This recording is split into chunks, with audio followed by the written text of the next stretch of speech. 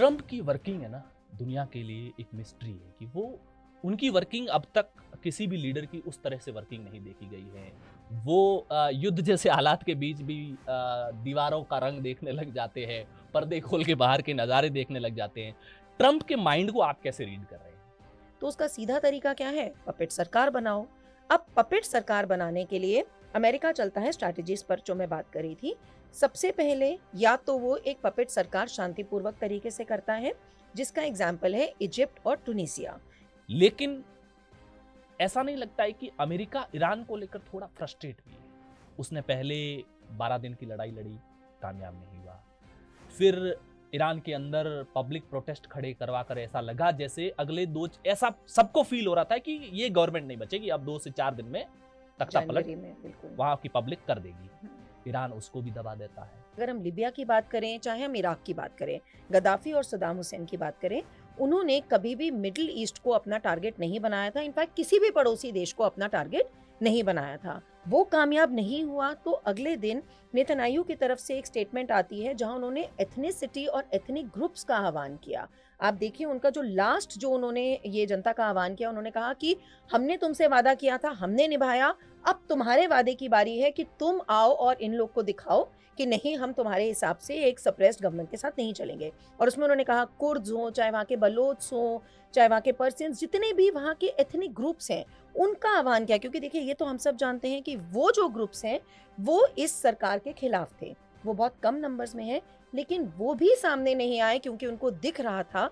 India के लिए conditions, एक तरफ अमेरिका अपने जो टैरिफ है उसके जरिए प्रेशराइज कर रहा है, हमको कह रहा है आप रसिया से ऑयल मत खरीदो। चाइना इकोनॉमिकली हमारे लिए ऑलरेडी चैलेंज है, क्योंकि एस जयशंकर का अपना एक स्टाइल है, वो भी ट्रम्प के आसपास का ही स्टाइल है दादागिरी से चलाने का। क्या लगता है इंडिया कहाँ खड़ा है इस समय? कहना बहुत आसान है विपक्ष के लिए कि ये स्टैंड नहीं लिया, वो स्टैंड नहीं लिया। मैं 91 जो मैंने गल्फ वॉर की बात करी, 2003 जो मैंने आपसे बात करी सद्दाम हुसैन वाली, और 2011 जो मैंने लिबिया की बात करी आपसे गद्दाफी वाली, इन तीनों में अगर हम देखें, देखिए 1991 में किसकी सरकार थी? कांग्रेस की सरकार थी। उस समय 91 में हमें भी पता है कि इराक यूएस से बैक्ड था, जैसे अभी इसराइल यूएस से बैक्ड है, और कुवैत के ऊपर हमला बोला गया क्योंकि कुवैत में पपेट सरकार चाहिए थी। तो उस समय भी सरकार ने ओपन क्रिटिसिज्म नहीं किया। उस समय तो पीवी नरसिम्हा कांग्रेस की सरकार थी ना। यूएन सिक्योरिटी काउंसिल में हमने जरूर इस बात को कहा कि नहीं करना चाहिए था। एक होता है नहीं करना चाहिए था, एक होता है कंडेम करना कि नहीं ये बहुत गलत काम है, नहीं करते, और ये क्यों किया वाला सवाल जो आप पूछ रहे हो। तब भी हमने वो स्टैंड नहीं लिया। मैं कहूंगी वो भी समझदारी थी, बिल्कुल समझदारी थी, क्योंकि अमेरिका गुंडागर्दी के इरादे से चलता है, हमें क्यों पढ़ना। फिर वो 2000 चाहता भी है, अमेरिका चाहता भी है कि इंडिया किसी न किसी स्थिति में आकर के इन्वॉल्व हो, वो यही चाहता है, तो हम उनको क्यों ये रास्ता और मौका दें। फिर 2003 और 11, देखिए 11 में फिर कांग्रेस की सरकार थी। 11 में तो हमने यूएन सिक्योरिटी काउंसिल में वोट ही नहीं दिया, एब्सटेन जिसको कहते हैं। इसका मतलब ये कि वोट ही नहीं दिया। तो यूक्रेन और रशिया का जब वॉर शुरू हुआ, तब उस दौरान यूक्रेन की विजिट होती है और उसकी एक पक्ष ने बहुत आलोचना की कि भाई रशिया जैसा हमारा एवरग्रीन फ्रेंड, जिसके खिलाफ युद्ध चल रहा है और आप वहां जाकर गले मिल रहे हो यूक्रेन के राष्ट्रपति से, जेलेंस्की से।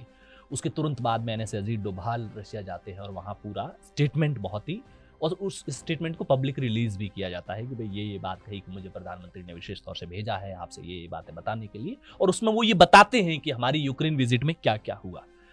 दूसरा, ईरान पर इजराइल और अमेरिका के अटैक से ठीक पहले इजराइल की विजिट पर जाना। अमेरिका ने सब जगह अपने बेसिस बनाए हैं, लेकिन पाकिस्तान उसका सबसे ट्रस्टेड पार्टनर रहा है। क्यों? क्योंकि जो नूर खान बेस है वहाँ उसने, अमेरिका ने अपने न्यूक्लियर आर्सनल्स को रखा हुआ है। बाकी बेसिस पे तो अपने मिसाइल लॉन्चर ये सब रखे हुए हैं, लेकिन न्यूक्लियर कहाँ रखा हुआ है? पाकिस्तान में। तो अपने, हाँ, तो नूर खान एयरबेस पे। तो जब नूर खान एयरबेस पे अटैक होता है, अफगानिस्तान वहाँ लगातार बमबारी कर रहा है, ड्रोन्स गिरा रहा है। अभी खबर थी कि उन्होंने नूर खान बेस तक भी अटैक कर दिया है। और बालोच पाकिस्तान का फ्यूल है, एग्रीकल्चर कह लो, मिनरल्स कह लो, सब कुछ बालोचिस्तान से ही आता है। तो पाकिस्तान की इस समय अपनी आइडेंटिटी है कहाँ? आजकल लोग क्रूड में नहीं डील करते हैं, आजकल ब्रेंट को एक बेंचमार्क तेल माना जाता है। तो उसकी कीमतें एकदम उसके बाद 78 से $82 पर बैरल के बीच में होवर कर रही हैं। भारत के पास आज की डेट में तकरीबन मैं समझती हूँ महीने तक का स्टॉक है जो हमारी रिफाइनरीज के पास है। और अगर ये जो प्राइसेस हैं $86 पर बैरल को ब्रीच कर जाते हैं, उसके भी ऊपर चले जाते हैं, तो डेफिनेटली भारत की जनता के लिए, भारत की सरकार के लिए एक ये कठिन दौर होगा, क्योंकि हमें तो तेल इंपोर्ट ही करना है। भारत जितना भी तेल इंपोर्ट करता है वो दो कारणों से करता है। एक, जो हमारी नेशनल रिफाइनरीज हैं वो करती हैं डोमेस्टिक कंजम्पशन के लिए, और जो सरकार, जो विपक्ष बोलती भी थी, अदानी अंबानी, बेसिकली अंबानी जो रिलायंस वहाँ पे जामनगर में है, तो उसके लिए वो जितना भी तेल इंपोर्ट करते थे वो देते थे उसको प्रोसेस करके वर्ल्ड को एक्सपोर्ट करने के लिए। तो आज की डेट में जामनगर रिफाइनरी में 2 से 2.5 महीने का स्टॉक मानते हैं हम हो रहा है। पर्शियन गल्फ में ईरान ने डिस्टर्ब कर दिया है, इस रूट को चौक कर दिया है। रेड सी के रास्ते जो नीचे वाला रूट है उसको अगर यमन के अंदर हुतीज डिस्टर्ब करते हैं तो फिर सिर्फ क्रूड ऑयल की बजाय दूसरे व्यापार भी तो है। हम यूरोप कैसे पहुंचेंगे, किस रूट पहुंचेंगे? उसके बाद ईरान में अमेरिका का फंसना इंडिया के लिए भविष्य में अमेरिका से ट्रेड डील करना और बाकी मसलों के लिए एक अच्छा मौका रहेगा। और मामदानी तो चलिए अगेंस्ट था, लेकिन बर्नी जो था वो तो ना रिपब्लिकन है ना डेमोक्रेट है, वो बोलना शुरू हो गए हैं वहां के। और डेमोक्रेट्स तो बोल ही रहे हैं, रिपब्लिकन्स बोलना शुरू हो गए हैं कि भाई मिड टर्म इलेक्शन सर पे आ रहा है, तुम अमेरिका की जनता के ऊपर ये क्या करते जा रहे हो। वहां पे देखिए, ये जो ईरान है ये ना एक फिदाइन की तरह चल रहा है, सर पे कफन बांध के चल रहा है। इनका एक रेडिकलिज्म है। रेडिकल के लिए मैं फेवर में नहीं हूँ, लेकिन आज वो रेडिकलिज्म ही उनके काम आ रहा है। अमेरिका के लिए 3 बॉडी बैग्स आना भी, वो 3 बोल रहे हैं, लेकिन ईरान तो क्लेम कर रहा है कि 650 हो चुके हैं जो अमेरिकन लोग मर चुके हैं। तो अभी क्या आंकड़े हैं ये तो नहीं पता। तो अमेरिका के लिए समय बहुत सेंटिमेंट्स की वॉर होगी। तो ट्रंप डेफिनेटली इस सिचुएशन में फंसते हैं। अमेरिका स्ट्राइक में अच्छा है, क्विक स्ट्राइक कहीं करनी हो तो वो अच्छा है, चाहे वो कुछ भी करना हो, कहीं भी जाना हो।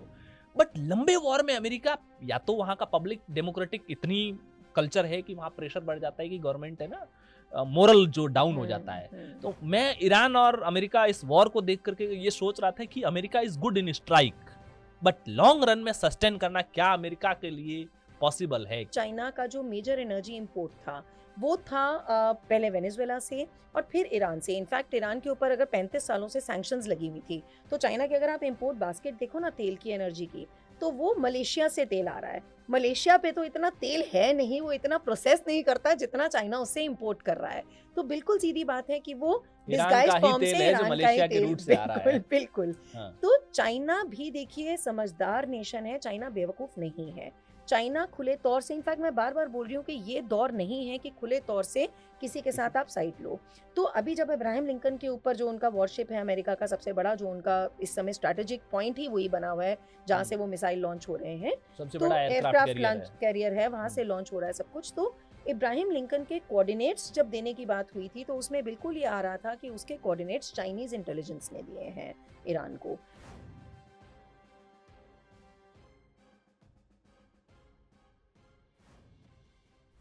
नमस्कार, पॉलिटिकल पंचायत देख रहे हैं आप, आपके साथ मैं हूं हिंगलाज दान। दुनिया पहले रूस और यूक्रेन के युद्ध से परेशान थी, उसकी वजह से दुनिया के तमाम इलाकों में उस टेंशन का जो असर पड़ा उससे परेशान थी। लेकिन जब से अमेरिका की कमान डोनाल्ड ट्रंप ने संभाली है, उसके बाद से उन्होंने एक तरह से दुनिया को अपने डंडे से हाँकना शुरू किया है। वो चाहते हैं दुनिया उनकी मर्जी के हिसाब से चले। वो एक नए उपनिवेशवाद की बहस को दुनिया में छेड़ चुके हैं। वो हर देश जो अमेरिका की मर्जी से नहीं चलेगा उस पर अमेरिका अपनी शक्ति का इस्तेमाल करेगा, उसकी कोई लिमिट्स नहीं होगी।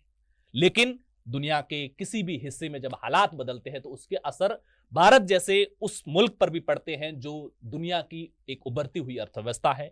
दुनिया की महाशक्तियों के बीच भी भारत एक शक्ति के रूप में अपनी पहचान बनाने लगा है। और भारत की अर्थव्यवस्था दुनिया की उन अर्थव्यवस्थाओं के लिए चुनौती भी है जो अब तक दुनिया को रूल करती हैं, और उन अर्थव्यवस्थाओं के लिए एक उम्मीद भी है जो भारत की तरह गुटनिरपेक्ष महाशक्तियों के पिछलगू बने बिना अपनी ग्रोथ करना चाहते हैं। लेकिन इन बदलती परिस्थितियों के बीच में अमेरिका की वर्किंग किस तरीके से है, डोनाल्ड ट्रंप किस तरीके से सोचते हैं, उनकी वर्किंग किस तरीके से, और भारत पर उसके क्या असर पड़ेंगे, इन इजराइल और अमेरिका, इजराइल अमेरिका की, चाहे वो ईरान के साथ में लड़ाई हो यूक्रेन और रशिया की लड़ाई हो, दुनिया का लगभग एक बड़ा हिस्सा जब युद्ध में जा चुका है, तो इन बदलती परिस्थितियों में भारत पर क्या असर पड़ेगा? भारत जिसका मुख्य मुकाबला पड़ोसी पाकिस्तान जैसे देश हो या फिर चाइना जैसे हो, उनसे मुकाबला है, उन पर क्या असर पड़ेगा? रूस जो सीरिया से लेकर के तमाम इलाकों के अंदर, अब ईरान में भी, जो वेनेजुएला ईरान में अपनी शक्ति को स्थापित नहीं कर पाया और अमेरिका अपनी मर्जी से अपने फैसले इंप्लीमेंट कर पाया, तो रूस आने वाले समय में एंटी अमेरिकन कंट्रीज के लिए क्या उम्मीद के रूप में रह पाएगा? ये तमाम चीजें समझेंगे। हमारे साथ में आज इस तमाम मसलों पर डिस्कशंस के लिए प्रोफेसर दीप्ति तनेजा मैम हैं, डीयू से प्रोफेसर हैं, जियो पॉलिटिक्स के एक्सपर्ट है। आपका पॉलिटिकल पंचायत पर बहुत बहुत स्वागत है। नमस्कार हिंगलाज जी, बहुत बहुत धन्यवाद मुझे अपने पॉलिटिकल पंचायत पे आमंत्रित करने के लिए। और मैं जितनी कोशिश हो सकेगी आपके माध्यम से आपके दर्शकों को बहुत सीधे स्पष्ट अक्षरों में समझाऊंगी कि ये सब जो आपने मुद्दे छेड़े, इनका क्या मायने मैम, है। मेरी शुरुआत इसी सवाल से रहेगी। ट्रंप की वर्किंग है ना, दुनिया के लिए एक मिस्ट्री है कि वो, उनकी वर्किंग अब तक किसी भी लीडर की उस तरह से वर्किंग नहीं देखी गई है। वो युद्ध जैसे हालात के बीच भी दीवारों का रंग देखने लग जाते हैं, पर्दे खोल के बाहर के नज़ारे देखने लग जाते हैं। ट्रंप के माइंड को आप कैसे रीड कर रहे हैं? देखिए हिंगलाज जी, ट्रंप की वर्किंग की अगर हम बात करें और ट्रंप के साइको एनालिसिस की अगर हम बात करें, तो ट्रंप एक नार्सिसिस्ट, जिसे कहते हैं ना कि सेल्फ कंज्यूम्ड आदमी की तरह है कि अपनी ही प्रशंसा, मैं ही मैं हूं, मेरे अलावा कुछ नहीं है, उस तरीके का वो बर्ताव करते हैं। हालांकि इस परिप्रेक्ष्य में ये समझना बहुत जरूरी होगा हिंगलाज जी कि ये जो ट्रंप की वर्किंग है, ठीक है, ट्रंप एक कदम बढ़ के हैं, लेकिन अगर हम पूरे अमेरिका की बात समझें और वर्ल्ड वॉर 2 से लेकर अब तक का एक अमेरिका का बिहेवियर देखें, तो अमेरिका की ये स्ट्रैटेजी रहती है और ट्रंप उसमें एक कदम बढ़ के हैं। इसको मैं आपको समझाती हूँ क्या स्ट्रैटेजी रहती है। देखिए, वर्ल्ड वॉर 2 में भी जब उन्होंने पर्ल हार्बर पर, जापान पर सबसे पहले न्यूक्लियर का इस्तेमाल किया था, तो वो एक नागासाकी, हिरोशिमा बिल्कुल पर। हिरोशिमा नागासाकी पर जब बम गिराए थे 6 और 9 अगस्त को, तो वो भी अमेरिका ही था। अमेरिका अपना वर्चस्व एस्टैब्लिश करने के लिए ही डिफरेंट स्ट्रैटेजी से काम करते हैं। और वो स्ट्रैटेजीज क्या है इंगलाज जी? चाहे वो कोई प्रेसिडेंट हो, आप निक्सन की बात करें, आप जॉर्ज बुश की बात करें, जूनियर सीनियर दोनों ही, ओबामा की बात करें, और ट्रंप उसमें शायद मैं कहूंगी कि आइसिंग ऑन द केक है, या उसका कोई आपको बैड एनालॉजी मिलता है तो वो जोड़ लीजिए कि वो मतलब एक से बढ़कर एक वाली बात है। तो उस तरीके से बाप 1 नंबरी बेटा 10 नंबरी वाली बात के हिसाब से ट्रंप चलते हैं। हाँ। तो उनकी क्या स्ट्रैटेजी है इंगला जी? देखिए, या वो ये करते हैं कि पहले तो शांतिपूर्वक तरीके से एक गवर्नमेंट को हटाने की कोशिश करते हैं, क्योंकि इसमें सबसे पहले समझना होगा कि अमेरिका का मूल उद्देश्य क्या है। अमेरिका का मूल उद्देश्य है पैसा। ये सारी की सारी जो पॉलिटिक्स है, ये आती है इकोनॉमिक्स पर, इकोनॉमिक्स आता है तेल पर, कि तेल का कंट्रोल जो गल्फ, मिडिल ईस्ट, हम यहीं गल्फ वॉर्स की बात सुन लें, हम लिबिया की बात सुन लें, हम इराक, ईरान, ये सारी कंट्रीज मिडिल ईस्ट में है ना, और मिडिल ईस्ट में पूरे विश्व का सबसे ज्यादा तेल पाया जाता है। और अब आगे आने वाले समय गैस के हैं, तो तेल कह लीजिए, गैस कह लीजिए, और रेयर अर्थ पे हम एनर्जी अभी बात भंडार की। है और बिल्कुल रेयर बिल्कुल, एनर्जी इकोनॉमिक्स पूरी की पूरी मिडिल ईस्ट से ही चलती है। तो इसमें अमेरिका का पूरा उद्देश्य है कि मुझे इन राज्यों पे कैसे ना कैसे करके कंट्रोल करना है। और कंट्रोल कैसे होगा भैया? ये कॉलोनियलिज्म तो है नहीं। हालांकि आपने कहा कि नव उपनिवेशवाद है, लेकिन आप ऐसा तो कर नहीं सकते कि आए जी और ईस्ट इंडिया कंपनी की तरह आए और फिर यहाँ पे अपनी कॉलोनी बना के बैठ गए। वो तो अब हो नहीं सकता है। तो उसका सीधा तरीका क्या है? पपेट सरकार बनाओ। अब पपेट सरकार बनाने के लिए अमेरिका चलता है स्ट्रैटेजीज पर, जो मैं बात करी थी। सबसे पहले या तो वो एक पपेट सरकार शांतिपूर्वक तरीके से करता है, जिसका एग्जाम्पल है इजिप्ट और टूनिसिया, कि वहां पे जो वहां की इनकम्बेंट सरकार होती है, वो घुटने टेक देती है, कह देती है भाई जी हम तो समझते हैं कि आप बहुत शक्तिशाली हो, तो आओ आप रहो, हम नहीं आपके साथ कुछ उलझना चाहते हैं। एक तो वो। दूसरा, अगर वो सक्सेसफुल नहीं होता है, तो वो कोशिश करते हैं सैंक्शंस, आपके ऊपर टैरिफ्स, जो उन्होंने खेल अभी भारत के साथ शुरू किया कि सैंक्शंस लगाएंगे, नहीं तो टैरिफ्स लगाएंगे, कि इसके चलते इकोनॉमिक में कंट्री दब जाएगी, दबाव में आ जाएगी। आपने भारत के परिप्रेक्ष्य की बात करी थी, भारत जैसे उसमें भी नहीं झुका। तीसरे, फिर वो कोशिश करते हैं कि या तो कोई उपद्रव मचाया जाए, जिसको अब हम आज की जनता में, आज के जमाने में बात करें जेन जी के नाम से। तो ये जेन जी क्या है? ये एक मैन्युफैक्चर्ड डिसेंट एक सरकार को टॉपल करने की बात है। चाहे आप अपने नीचे श्रीलंका में देख लीजिए, नेपाल में देख लीजिए, बांग्लादेश में देख लीजिए, कि एक जो सरकार है जो अमेरिका के इशारों पे नहीं नाच रही, उसको हटाने के लिए स्ट्रैटेजी। और जब ये तीनों ही काम नहीं करते हैं तो वो डायरेक्ट वॉर में घुसते हैं, जैसे उन्होंने गल्फ वॉर करी, जैसे उन्होंने बीच में ये वेनेजुएला वाली भी चीज़ें करी थी, वो एक अलग ही स्ट्रैटेजी थी क्योंकि वो छोटा देश था। चाहे हम वो लड़ाई जो डायरेक्ट वो बोलते हैं, धावा बोलते हैं, चाहे हम वो गल्फ वॉर की बात करें 91 की, चाहे हम 2003 के इराक की बात करें, चाहे हम 2011 के लिबिया की बात करें, और अब जो ये है हमने जो ये रिसेंट देखा है ईरान में आयतुल्ला खमेनी की बात करें, तो इस स्ट्रैटेजी से अमेरिका चलता आया है और वो यही करने की कोशिश करता है कि मुझे पूरे विश्व पे अपना कंट्रोल साधना है, जहां जहां तेल के कुएं हैं या जहां पे एनर्जी ईरान है। वेनेजुएला में तो उन्होंने बहुत इजीली अपना मिशन कामयाब कर लिया है। ईरान में आपको ऐसा नहीं लग रहा है कि जो उम्मीद इनको थी, क्योंकि माना अमेरिका शक्तिशाली पड़ रहा है, उसके पास में हथियारों की ताकत है, और हथियारों की ताकत में भी मोटे तौर पर एयरफोर्स उसके पास बहुत ज़्यादा शक्तिशाली ईरान के मुकाबले में, और एयर डिफेंस सिस्टम उनका ताकतवर है, जिसकी वजह से ईरान उनको नुकसान नहीं कर पा रहा है। मिसाइलें ईरान के पास भी ताकतवर है, लेकिन एयर डिफेंस सिस्टम बहुत कम भेद पाती है और कम टारगेट हिट कर पाती है। लेकिन ऐसा नहीं लगता है कि अमेरिका ईरान को लेकर थोड़ा फ्रस्ट्रेट भी है? उसने पहले 12 दिन की लड़ाई लड़ी, कामयाब नहीं हुआ। फिर ईरान के अंदर पब्लिक प्रोटेस्ट खड़े करवा कर ऐसा लगा जैसे अगले ऐसा सबको फील हो रहा था कि ये गवर्नमेंट नहीं बचेगी, अब 2 से 4 दिन में तख्ता पलट जनवरी में बिल्कुल वहां की पब्लिक कर देगी। हम्म, ईरान उसको भी दबा देता है। अब उन्होंने खमेनी को मारने के बाद में सोचा कि उसके बाद तो हमारा सारा मिशन ही कामयाब हो जाएगा, कि हम अगर वहां पर उनको उठा नहीं पा रहे तो हम उनको खत्म कर देते हैं, नई सरकार बनेगी और वो हमारे हिसाब से चलेगी। उसके बाद में भी कंटिन्यूअसली ईरान मुकाबला कर रहा है। तो वेस्टर्न वर्ल्ड कहो, इजराइल कहो, अमेरिका कहो, विशेष तौर से इजराइल तो कंटिन्यूअसली इनसे लड़ता ही रहा है, तो उसके लिए तो कोई बड़ी बात नहीं कि हमने फिलहाल के लिए डेंट कर दिया है, साल 2 साल ये खड़े नहीं हो पाएंगे, तब तक हम फिर से डेंट पहुंचा देंगे। अमेरिका में फ्रस्ट्रेशन नहीं हो रहा है? बिल्कुल इंगलाज, आपने सही बोला। अमेरिका इस समय बिल्कुल फ्रस्ट्रेटेड है। अमेरिका ने सोचा ही नहीं था कि ईरान इस स्ट्रैटेजी से खेलेगा। ईरान ने जिसे कहते हैं सबको बाय सरप्राइज ले लिया है, क्योंकि मैं जैसे पहले भी बात करी थी, अगर हम लिबिया की बात करें, चाहे हम इराक की बात करें, गद्दाफी और सद्दाम हुसैन की बात करें, उन्होंने कभी भी मिडिल ईस्ट को अपना टारगेट नहीं बनाया था। इनफैक्ट किसी भी पड़ोसी देश को अपना टारगेट नहीं बनाया था।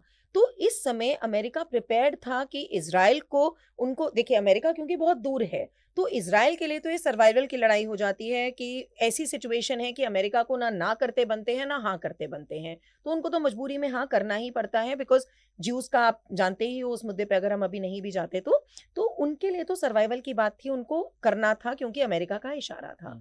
लेकिन अमेरिका ने भी, अगर उनकी सबसे पहली आप स्टेटमेंट देखो, जब ये उन्होंने शुरू किया, तो तब क्या कहते थे ट्रम्प कि with in next 24 hours, with in next 48 hours हम वहां सरकार पलट देंगे, क्योंकि वो भी यही सोच रहे थे कि बस ये तो जैसे जी वेनेजुएला में किया, उठाया, सत्ता पलट करी, अपनी पपेट सरकार बनाई और अपने तेल के कुओं पर कब्जा कर लिया। लेकिन वो ऐसा बिल्कुल होता नहीं दिख रहा है, क्योंकि अगर हम जो इजराइल की भी बात करें, जो आप अभी बोल रहे थे कि उनका एयर डिफेंस मैकेनिज्म, उनके रडार्स, जिसको हम आयरन डोम टेक्नोलॉजी, आयरन बीम टेक्नोलॉजी कहते थे, वो बड़ी नॉन परमिएबल की, वो बिल्कुल भेद नहीं सकते हैं वाली बात थी। लेकिन अभी जो ईरान के बैलिस्टिक मिसाइल्स हैं, चाहे हाइपरसोनिक मिसाइल्स हैं, उन्होंने क्लियरली दिखा दिया है भाई कि हम तो तुम पे वार करेंगे, और तुम्हारे ये डिफेंस मैकेनिज्म को भी उन्होंने काइंड ऑफ एक बहुत तगड़ा पलटवार दिया है। बिल्कुल। साथ साथ मैं सॉरी मैं इसमें जी एक चीज़ और ऐड करूँगा कि जब इन्होंने असैसिनेशन किया खमेनी का, और उसके बाद में वहाँ एक ऐप बाद सभा करके है जो सारे कैलेंडर वगैरह बताते हैं, नमाज का समय बताता है, उसको भी हैक किया और उस पर एक मैसेज पॉपअप होता है, हेल्प हैज अराइव्ड। अब उस मैसेज को अगर साइकोलॉजिकली देखा जाए तो उन्होंने वो मैसेज इसलिए डिलीवर किया हुआ है कि जैसे ही ये मैसेज पहुंचेगा वहां पब्लिक खुद सड़कों पर आ जाएगी और तख्ता पलट, फिर भी कामयाब नहीं होगा। तो इस वॉर के बीच भी उनके अंदर एक बड़ी फ्रस्ट्रेशन क्रिएट हो रही होगी। बिल्कुल देखिए, एकदम फ्रस्ट्रेशन क्रिएट हो रही है, क्योंकि आपने जैसे सही बोला कि वो एक प्रेयर ऐप करके थी कि हेल्प हैज अराइव्ड, उसके बावजूद भी जनता उनके कॉन्ट्ररी टू देयर एक्सपेक्टेशंस उमड़ पड़ी खेमेनी के ऊपर मातम मनाने के लिए। जो ये सोच रहे थे, उन्होंने तो उसको एक मार्टियर का दर्जा दे दिया कि लोगों ने उनके शिया कम्युनिटी जो थी, सिर्फ ईरान में ही नहीं, all over the world, Pakistan में जो उसके बाद अमेरिकन कॉन्सुलेट पर जो हमले हुए और वहाँ पे उनको अपने ही लोगों को मारना पड़ा। भारत में हालाँकि मैं कहूँगी कि भारत का शिया मुस्लिम बहुत समझदार है, उन्होंने चाहे लखनऊ हो, चाहे लेह हो, कश्मीर पीसफुल। हो, बड़ा पीसफुल तरीके से उन्होंने इस अपने दुःख को व्यक्त किया। तो ये अमेरिका और इज़राइल के लिए एकदम बहुत बड़ा झटका था, क्योंकि जैसे आपने कहा कि उसी दिन उन्होंने जनता का आह्वान किया, हेल्प हैज़ अराइव्ड। वो कामयाब नहीं हुआ, तो अगले दिन नेतन्याहू की तरफ से एक स्टेटमेंट आती है जहां उन्होंने एथनिसिटी और एथनिक ग्रुप्स का आह्वान किया। आप देखिए उनका जो उन्होंने ये जनता का आह्वान किया, उन्होंने कहा कि हमने तुमसे वादा किया था, हमने निभाया, अब तुम्हारे वादे की बारी है कि तुम आओ और इन लोग को दिखाओ कि नहीं, हम तुम्हारे हिसाब से एक सप्रेस्ड गवर्नमेंट के साथ नहीं चलेंगे। और उसमें उन्होंने कहा कुर्द्स हों, चाहे वहाँ के बलोच हों, चाहे वहाँ के पर्सियंस, जितने भी वहाँ के एथनिक ग्रुप्स हैं, उनका आह्वान किया। क्योंकि देखिए ये तो हम सब जानते हैं कि वो जो ग्रुप्स हैं, वो इस सरकार के खिलाफ थे। वो बहुत कम नंबर्स में हैं, लेकिन वो भी सामने नहीं आए क्योंकि उनको दिख रहा था कि कितने बड़े पैमाने पर ईरान की जनता आयतुल्लाह अली खमीनी की डेथ के बाद वो किस तरीके से रिएक्ट कर रही है। तो वो एथनिक ग्रुप्स भी उनका कामयाब नहीं हुआ, तो फ्रस्ट्रेशन तो बिल्कुल होनी बहुत वाजिब सी बात है। अब ईरान में भारत का बड़ा इन्वेस्टमेंट भी था। इंडिया के लिए कंडीशंस, एक तरफ अमेरिका अपने जो टैरिफ है उसके जरिए प्रेशराइज कर रहा है, हमको कह रहा है आप रसिया से ऑयल मत खरीदो। चाइना इकोनॉमिकली हमारे लिए ऑलरेडी चैलेंज है, क्योंकि अगर हम चाइना के साथ मिलकर इकोनॉमी बढ़ाते भी हैं तो वो एक तरह से वही होगा कि हमारे दुश्मन को ही हम ही फीडिंग कर रहे हैं। और जियो पॉलिटिक्स में भारत के जो मूव है वो बहुत मैटर करते हैं कि हमारा भविष्य कैसा होगा। एस जयशंकर का अपना एक स्टाइल है, वो भी ट्रंप के आसपास का ही स्टाइल है दादागिरी से चलाने का। क्या लगता है इंडिया कहाँ खड़ा है इस समय?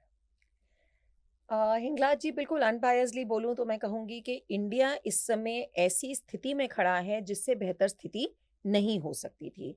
हम आज़ादी के 75 साल से 80 साल के बीच में हैं और अब आगे आने वाले जो हम विकसित भारत 2047 का सपना देख रहे हैं, मुझे लगता है कि इससे ज़्यादा स्ट्रॉन्ग पोज़ीशन में नहीं हम हो सकते, अपने आप को एक विकासशील देश से निकाल कर विकसित देश की ओर अग्रसर होने के लिए। और इसके पीछे कोई कोई कह दे, देखिए ये इस समय ट्रोलिंग का भी ज़माना है, सोशल मीडिया का ज़माना है, India is a free country, कोई कह सकता है और आते भी हैं, मुझे बहुत सारे आते भी हैं ट्रोल्स कि प्रवक्ता बनी हुई हैं, एजेंट हैं, ये हैं, वो हैं, लेकिन मैं आपको उसका लॉजिक दूँगी। बात एजेंट और प्रवक्ता की है ही नहीं। बात ये है कि इस समय भारत स्ट्रांगली जवाब दे रहा है। मैं आपसे एक सवाल पूछ रही हूँ, यहाँ पे हम स्पेन में बुल फाइटिंग वाली गेम्स तो खेल नहीं रहे। अगर एक सांड आपको अपनी तरफ, पागल सांड अपनी तरफ आते दिखाई देगा, तो आप क्या लाल झंडी लेके उसके आगे खड़े हो जाओगे या अपना रास्ता हटाओगे? रास्ता हटाएंगे। रास्ता हटाएँगे। तो भारत क्या कर रहा है? ये जो विपक्ष बड़े आसानी से कह देती है, जवाब नहीं दिया, ये नहीं दिया, वो नहीं दिया।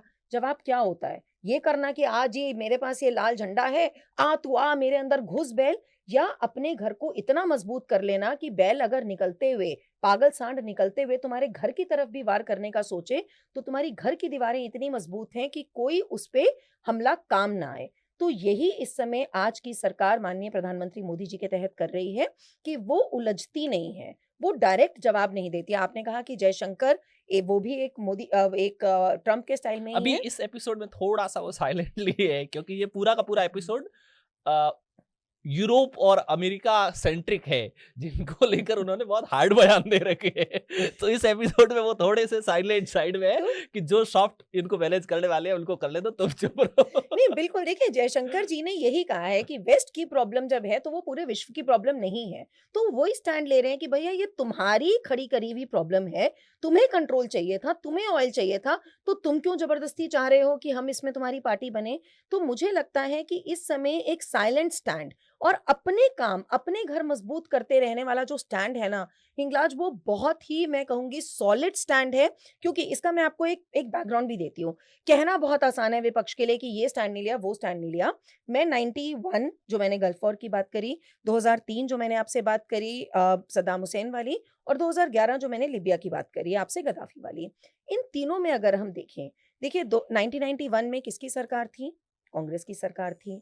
उस समय 91 में हमें भी पता है कि इराक यूएस से बैक्ड था, जैसे अभी इज़राइल यूएस से बैक्ड है, और कुवैत के ऊपर हमला बोला गया क्योंकि कुवैत में पपेट सरकार चाहिए थी।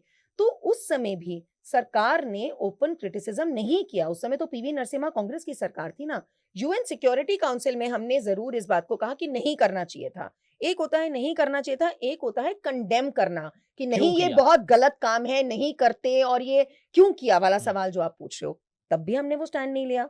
मैं कहूंगी वो भी समझदारी थी, बिल्कुल समझदारी थी, क्योंकि अमेरिका गुंडागर्दी के हमें इरादे क्यों से पढ़ना? चलता है, हमें हाँ, क्यों पढ़ना। हाँ। फिर वो 2000 चाहता भी है, अमेरिका चाहता भी है कि इंडिया किसी न किसी स्थिति में आकर के इन्वॉल्व हो बस। इन्वॉल्व हो, वो यही हाँ, चाहता है, तो हम उनको क्यों ये रास्ता और मौका दें। हाँ। फिर 2003 और 11, देखिए 11 में फिर कांग्रेस की सरकार थी। 11 में तो हमने यूएन सिक्योरिटी काउंसिल में वोट ही नहीं दिया, एब्सटेन जिसको कहते हैं। इसका मतलब ये कि वोट ही नहीं दिया, क्योंकि वोट देना पड़ता तो या तो कहना पड़ता कि जी जो गद्दाफी के साथ किया लिबिया में अमेरिका ने वो बिल्कुल सही है, या आपको लिबिया का साथ देना पड़ता कि नहीं वो सही थे। तो हमने कहा ना जी ना, हम तो वोट ही नहीं देंगे, तो हम वोट से एब्सटेन कर जाते हैं। तो वो कांग्रेस को उस समय सही स्ट्रैटेजी लगती है। मैं कहूंगी वो भी सही थी, बिल्कुल सही थी। लेकिन आज फिर ये सवालिया निशान उठा लेना कि नहीं आप जवाब दो, आप पार्टी बनो, आप इसका साइड लो, उसका साइड लो, क्यों लेने की जरूरत है साइड। भाई दो अगर बिल्लियां लड़ रही हो तो बंदर अपना फायदा देखेगा या दो बिल्लियों की लड़ाई में रोटी के बंटवारे करने निकलेगा। तो मैं समझती हूँ कि माननीय प्रधानमंत्री मोदी जी इस समय बहुत एक सॉलिड स्टैंड ले रहे हैं अपने। जहां पे टैरिफ्स की बात आई, हम नहीं झुके। हमारे यहाँ जेन जी की प्रोटेस्ट की भी कोशिश की, हमने उसका भी कंट्रोल किया। हम अपना घर मजबूत कर रहे हैं, अपने विकसित भारत की ओर अग्रसर हो रहे हैं।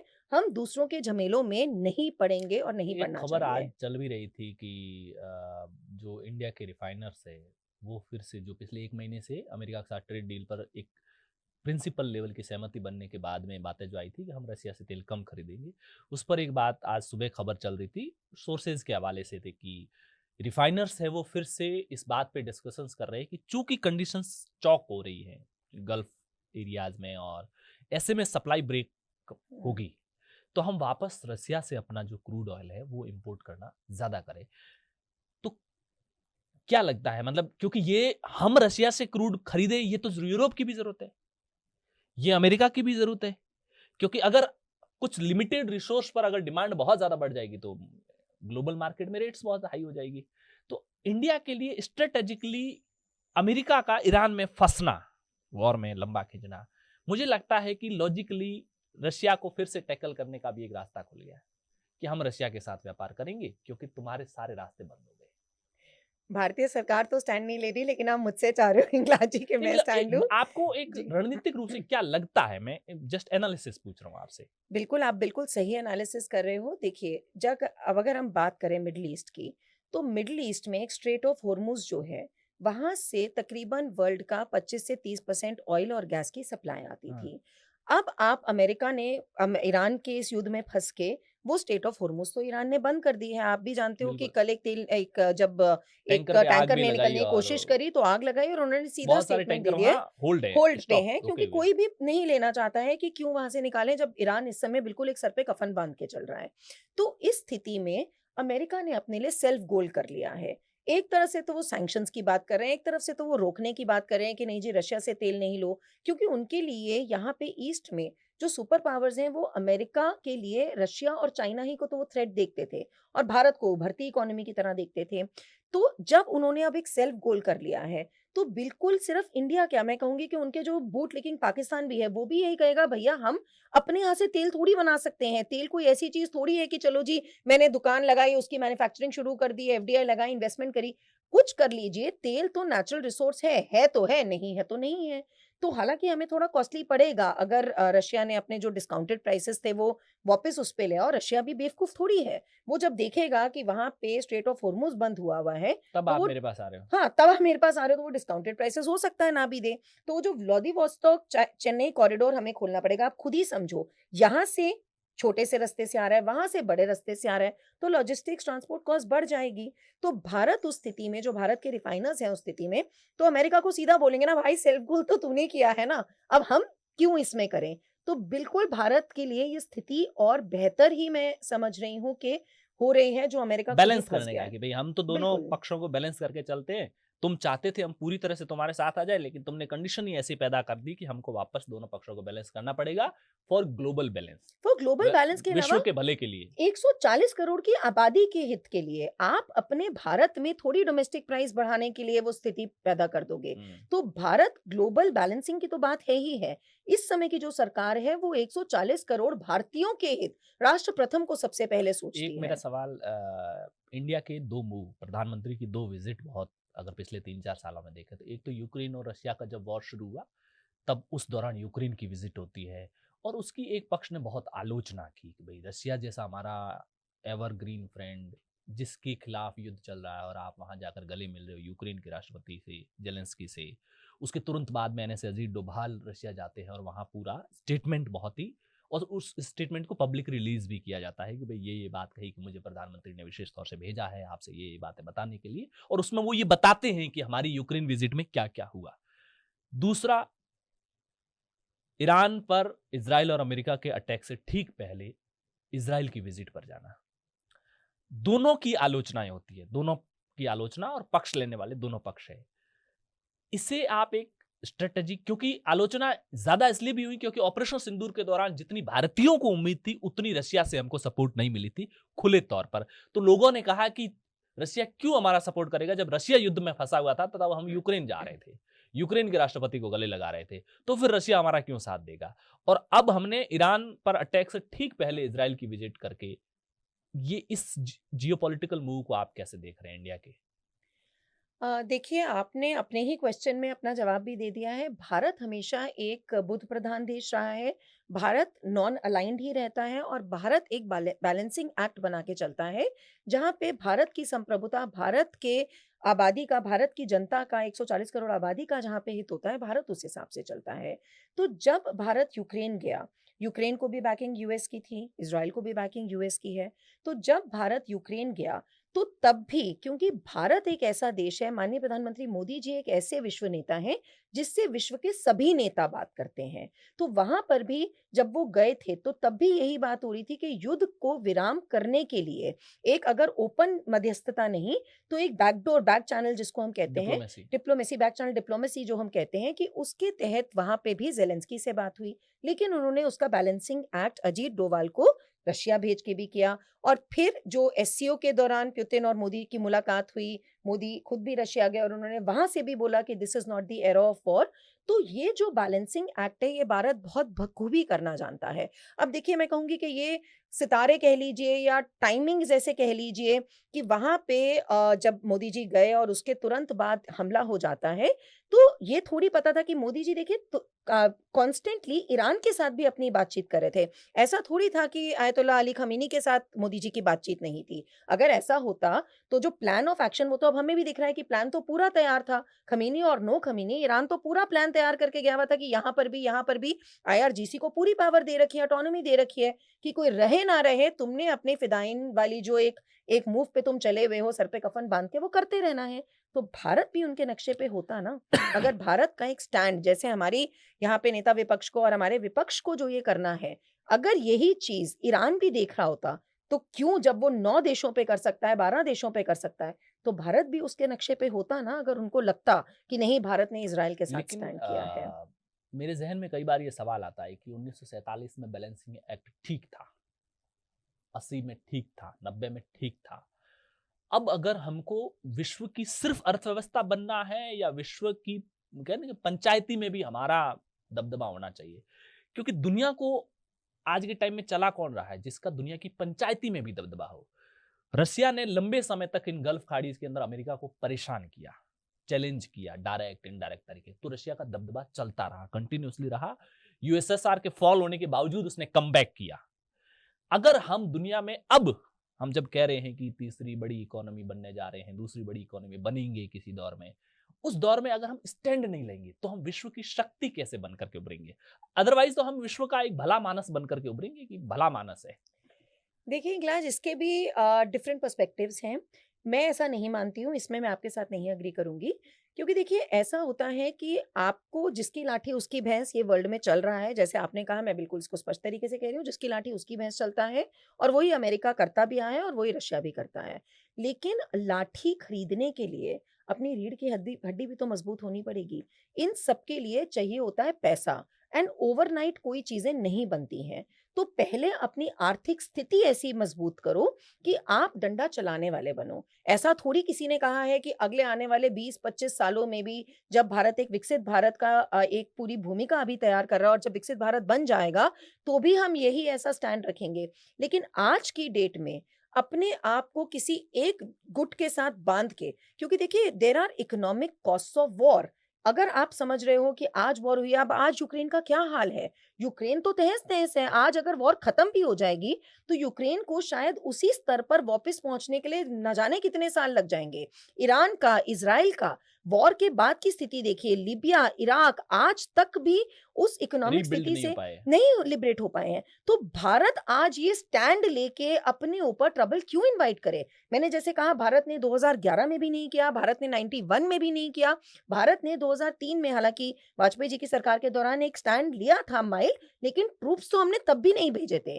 अमेरिका की सबसे बड़ी कमजोरी क्या है? Boots on ground. वो अपनी 2003 में आर्मी इंडिया को ने स्टैंड लिया था, लेकिन बाद में जब लगा कि ये फैसला हमारा ठीक नहीं है, इराक में हम डायरेक्ट क्यों इन्वॉल्व हो, तब ऐसे ही किस्से चलते हैं कि अटल जी ने, कॉमरेड लीडर थे हरजीत सिंह, या लंबे से और पगड़ी बांधते थे, सफेद दाढ़ी थी, उनको कहा था कि अगर चाहते हो ऐसा ना हो तो थोड़ी सड़कें गर्म करो।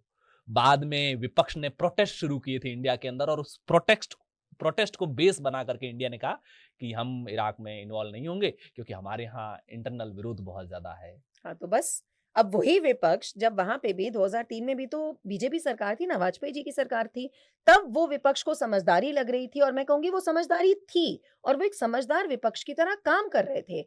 आज वो अनफॉर्चुनेटली केवल एक विपक्ष की तरह बात करते हैं। समझदार वर्ड शायद कहाँ रह गया है मुझे नहीं पता। अब आप इसमें मुझे एजेंट कहो या कुछ भी कहो, लेकिन मैं एक भारतीय की तरह बात कर रही हूँ। अपनी इकोनॉमी को डेड इकोनॉमी बोलना, मतलब ऐसा लगता है कि जैसे हमारा विपक्ष ना वेट कर रहा होता है, आज ट्रम्प क्या बोलेगा मुझे तो वही बोलना है अपना दिमाग लगाए बिना।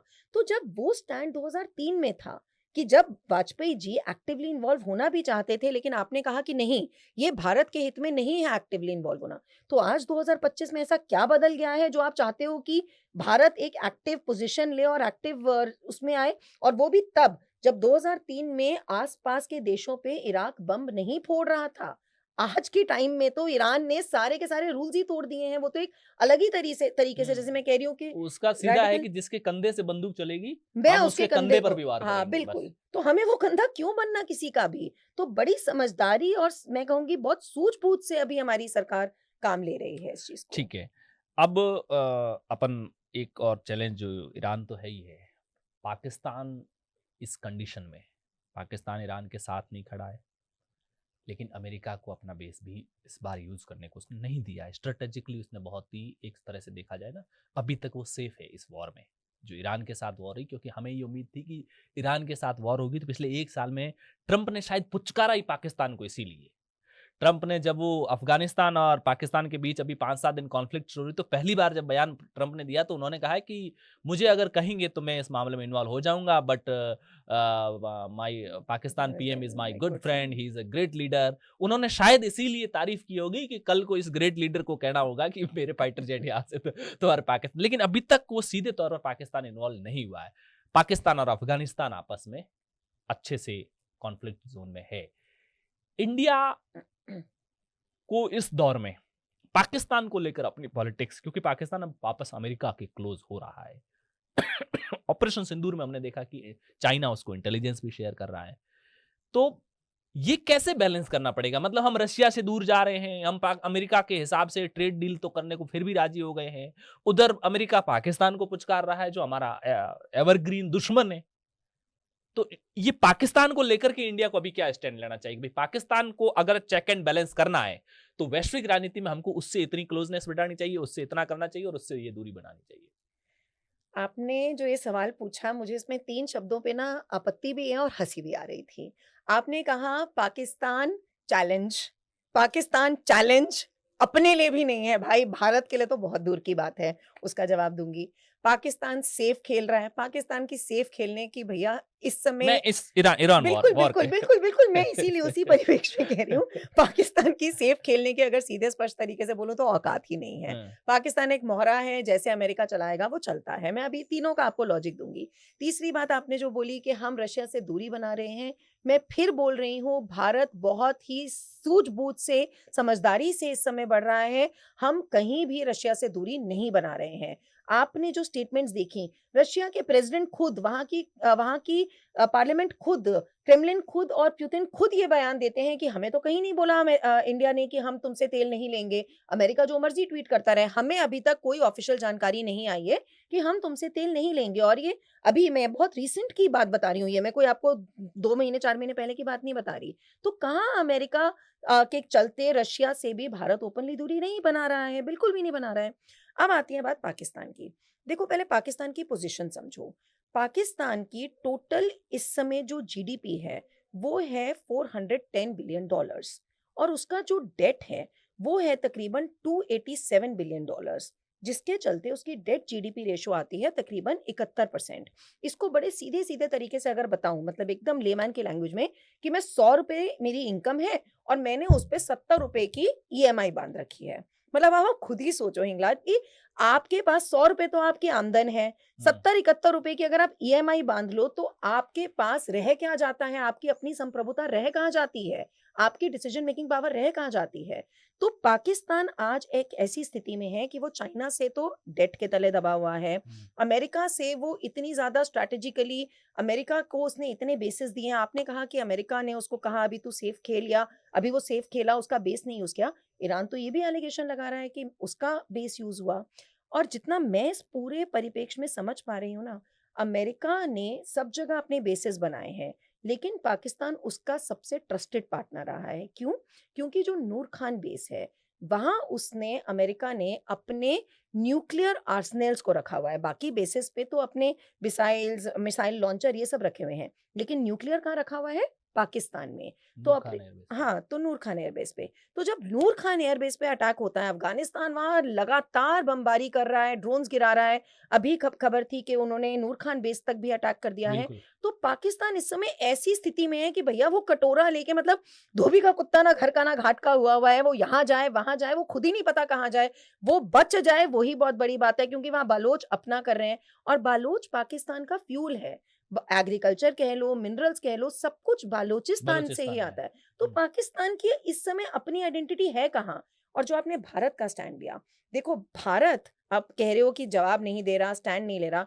भारत ना इस समय एक्शन से जवाब देता है। 2016 उरी हुआ, हमने क्या हुँ, किया? Surgical strikes. 2019 में पुलवामा हुआ, हमने क्या किया? बालाकोट। 2025 में आपका पहलगाम हुआ, हमने किया ऑपरेशन सिंदूर। भारत अब ऐसा भारत है कि वो बोल के जवाब नहीं देता है, वो करके जवाब देता है। ट्रंप ने टैरिफ लगाए, हमने अल्टरनेटिव मार्केट्स खोल ली। वहाँ पे सप्लाई चेन की बात हुई, हम पैक्स सिलिका के साथ भी जुड़े, हम चाइना के साथ भी ट्रेड कर रहे हैं। तो भारत इस समय इतने बैलेंसिंग एक्ट में है, वो जवाबी कार्रवाई ईंट का जवाब पत्थर से भी देना जानता है और जहाँ शांति से अपने 140 करोड़ को विकसित भारत बनने की तरफ अग्रसर करना है, तो वहाँ पे बड़ी समझदारी और सूझबूझ से भी काम लेता है। 2024 के इलेक्शन के जब रिजल्ट आए और भाजपा 240 पर सिमटी तो एक चर्चा बहुत छिड़ी कि चूंकि हम अमेरिका को थोड़ी आंखें दिखा रहे थे इसलिए उन्होंने इसे बैलेंस करने की कोशिश की या फिर ये भी कहा गया है कि दुनिया के जो बड़े पावर है ना उनके लिए ये मैटर नहीं करता है कि वहाँ गवर्नमेंट किस पार्टी की है उनके लिए मैटर करता है कि पलटती रहे ताकि कोई मजबूत लंबे समय के लिए ना हो जो उनके लिए एक उनके फैसलों में ना बोलने की ताकत रखे 24 तो पार हो गया अब रिजीम चेंज के जो अगले प्रोसेस शुरू होने हैं वो लगभग लगभग अगले 6 महीने साल भर में शुरू होने वाले हैं क्योंकि आधा कार्यकाल हो जाएगा और उसके बाद में एक स्ट्रेटेजी चलती है उसी के इम्प्लीमेंट आने वाले ले तो आपका वो क्या लगता है 29 में अगर हम जियो पॉलिटिक्स में भारत एक क्लियर मजबूत स्टैंड ले रहा है और विशेष तौर से ट्रंप जैसे व्यापारी आदमी के लिए जहां पर हम बिजनेस में स्टैंड ले रहे हैं हम नॉन अलाइन का स्टैंड ले, ये फिर भी ट्रंप के लिए शायद बर्दाश्त हो सकता है, लेकिन बिजनेस में और पैसे में हम स्टैंड ले ले, ये ट्रंप के लिए थोड़ा सा टॉलरेट करने वाला मामला कम है। 29 में क्या जो चाइना भी नहीं चाहेगा कि ये गवर्नमेंट कंटिन्यूअसली चौथी बार पावर में आए, फिर तो चाइना के लिए बहुत थ्रेट है। प्रॉब्लम वाली क्रिएट हो जाएगी, एक तरह से थ्रेट ही, आपने बिल्कुल सही वर्ड यूज लिया है। अमेरिका के लिए भी वो एक थ्रेट होगी। 29 में दुनिया की दो बड़ी अर्थव्यवस्थाएं जो आपस में एक दूसरे को खत्म करने पर तुली हुई हो, कमजोर करने पर तुली हुई हो, वो दोनों अर्थव्यवस्थाएं 29 में भारत में गवर्नमेंट बदलने में लगेगी। क्या आपको मतलब इस फेज को आप कैसे एनालिसिस करते हैं? हिंगलाज जी, आप बिजनेस के तरीके से ही बात करूंगी, बड़े स्पष्ट तरीके से बात करूंगी। हम भी, आप अपना पॉडकास्ट चलाते हो, मैं भी अपना देखती हूँ। सब एक दूसरे के व्यूज देखते हैं ना, कि ये वाले का इतना व्यूज है, और अगर आपके व्यूज बढ़ते हों तो जो सामने वाला इस समय एस्टैब्लिश्ड है, उसको कहीं ना कहीं लगेगा ना कि यार ये तो उभरती है, उभरता है, ये मेरे पे ही थ्रेट बन जाएगा। तो वही हाल पाकिस्तान के, मतलब सॉरी, अमेरिका और चाइना का हो रहा है। उनको ये बात बर्दाश्त नहीं हो रही है कि भारत उन्हीं को आंखें दिखा रहा है। तो जो बात हमने पहले की थी कि ये सारी सरकारें और खास करके अमेरिकन सरकार यही चाहती है कि यहाँ पे वो सरकार रहे जो उनके मुताबिक चले। तो जो वो कहेगा कि ये डेड इकोनॉमी है, तो यहाँ से ट्वीट हो जाए कि ये डेड इकोनॉमी है। लेकिन मैं कहूंगी कि मैं बहुत भाग्यशाली हूं कि मैं भारत की धरती पर जन्मी हूं, और इस दौरान जन्मी हूं कि जहाँ की, चाहे आप इसको जेन जी कहें, चाहे जेन अल्फा कहें, हम तो मिलेनियल्स थे, कोई आप नाम दे दें, यहाँ की जो जनता है वो बहुत समझदार है।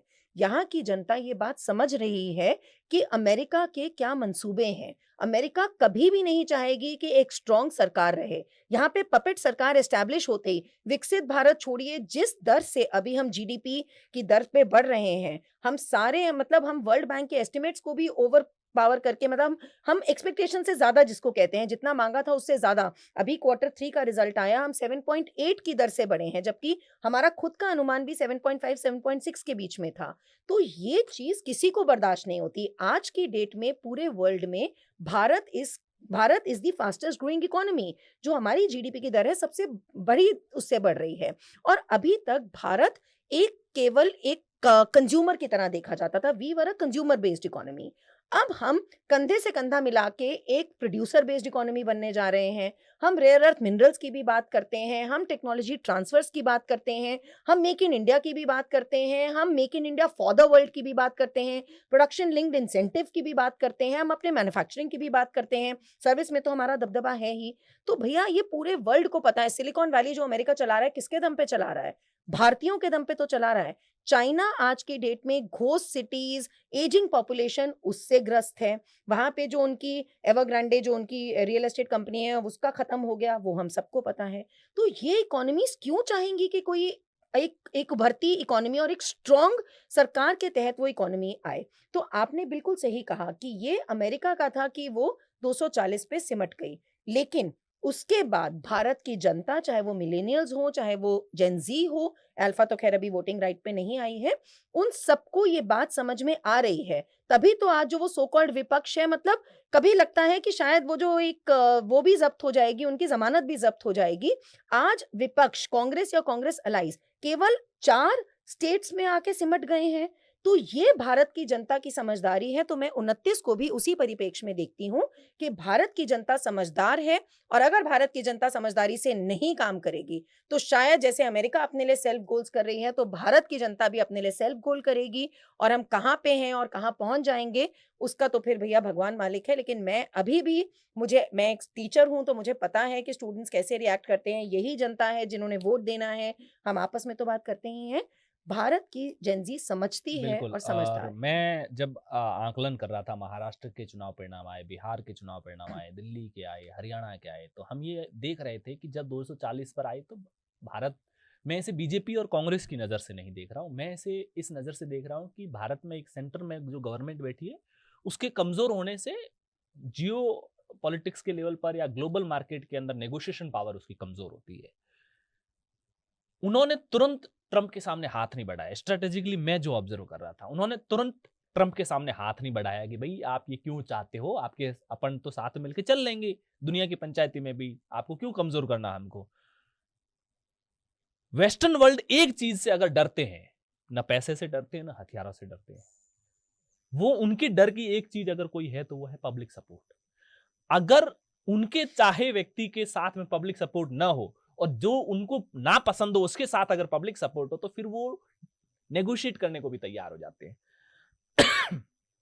भारत ने कहो या फिर नरेंद्र मोदी प्रधानमंत्री की बात, अपन पीएम साहब की बात करें, उन्होंने बहुत स्ट्रेटेजिकली अगले 6 महीने 8 महीने के अंदर जो रीजनल इलेक्शंस थे उनमें एक बड़ा पब्लिक सपोर्ट गेन किया। उसके लिए उन्होंने चाहे मेहनत की हो, स्ट्रेटेजी हो, उनका कुछ भी तरीके क्या थे क्या नहीं थे उस पर प्लस माइनस आलोचना तारीफ है वो हो सकती है, बट उन्होंने पब्लिक सपोर्ट को बड़े स्केल पर गेन किया, मेजोरिटी गवर्नमेंट बनाई, क्लियर मेजोरिटी वाली गवर्नमेंट बनाई रीजनल इलेक्शंस में, और उससे कहीं ना कहीं साइकोलॉजिकली अमेरिका थोड़ा बैकफुट पर आया कि अब हम कंटिन्यूअसली फाइट मोड में इंडिया के साथ नहीं चल सकेंगे, एक बार हमें नेगोशिएशन टेबल पे आना पड़ेगा। बिल्कुल सही कहा हिंगलाज जी आपने यहाँ पे कि जब उन्होंने देखा कि डोमेस्टिक सपोर्ट है और डोमेस्टिक सपोर्ट, जब जनता की सपोर्ट सिर्फ एक मार्जिनल सपोर्ट नहीं है, बहुत क्लियर मेजॉरिटी वाली सपोर्ट है, तो ये चीज उनको बैकफुट पे बिल्कुल लाई है। साथ ही साथ जो अमेरिका ने दूसरी चीज देखी कि उन्होंने हमें टैरिफ के डर से डराने धमकाने की कोशिश करी। उन्होंने यहाँ जेनजी में जो लद्दाख से शुरू हुआ था, क्योंकि कहीं ना कहीं किसी जिले से ही शुरू होता है, उन्होंने सोचा था कि हम इसके तहत सरकार को कमजोर करेंगे। जब कोई भी मंसूबा उनका सफल नहीं हुआ और फिर भारत ने मदर ऑफ ऑल डील्स कर ली ईयू के साथ, तो उसमें उनको समझ में आ गया कि भैया ये सरकार तो ना डरने वाली है, ना रुकने वाली है, ना झुकने वाली है। तो इससे उन्होंने आपने प्रतिबंध बिल्कुल लगाया, जब ईयू ही उनके साथ नहीं है तो उनकी पावर आधी तो खत्म ही हो गई, खत्म ही हो क्योंकि गई। अल्टीमेट होता है कि जब अमेरिका कोई प्रतिबंध लगाता है तो सबसे पहले यूरोपीय यूनियन उन प्रतिबंधों को वो एक्सेप्ट जी करते हैं कि हुजूरी हम भी करती उस है, देश पे हाँ। यही लगाएंगे जो आपने जी लगाए हैं। जी। खैर, अब ईरान और इस इलाके की जो टेंशन बढ़ी है, इससे क्या मानते हैं इंडिया के लिए फाइनेंशियली या इकोनॉमी को क्या क्या चैलेंजेस पैदा हो सकते हैं कि अगर ईरान वाला मामला बहुत जल्दी सलटता नहीं है, एक बार के लिए भले ही गोलाबारी शांत भी हो जाए, लेकिन अगर बहुत ही शॉर्ट आउट नहीं होता है टाइमली, तो इंडिया के लिए क्या क्या चैलेंजेस हो सकते हैं और विशेष तौर से इकोनॉमी के लेवल पर। देखिए, इंडिया के लिए इकोनॉमिकली सबसे बड़ा जो चैलेंज है वो तेल है। तेल, जो मैं पहले भी बोल रही थी, ऐसा नहीं है कि आज एक मशीनरी लगाई, आज इन्वेस्टमेंट करी, कहीं और से पैसा डाइवर्ट करके आपने तेल की कुएँ लगा दिए, ऐसा तो नहीं हो सकता है। तो भारत को तो तेल के लिए इस डिपेंडेंट रहना ही पड़ेगा, चाहे वो रशिया हो, चाहे वो अमेरिका का वेनेजुएला के थ्रू हो, चाहे वो मिडल ईस्ट हो। तो इसके चलते अगर ये स्थिति सामान्य नहीं होती है, आज की डेट में जब जब ये वॉर शुरू नहीं हुई थी, ईरान और अमेरिका का, जब तक नहीं अमेरिका ने उन पे धावा बोला था 28 फरवरी को, तब तक तेल की जो कीमतें थी तकरीबन 72 डॉलर्स पर बैरल पे चल रही थी, और भारत की जो थ्रेशोल्ड मानी जाती है वो तकरीबन 86 डॉलर्स पर बैरल की मानी जाती है।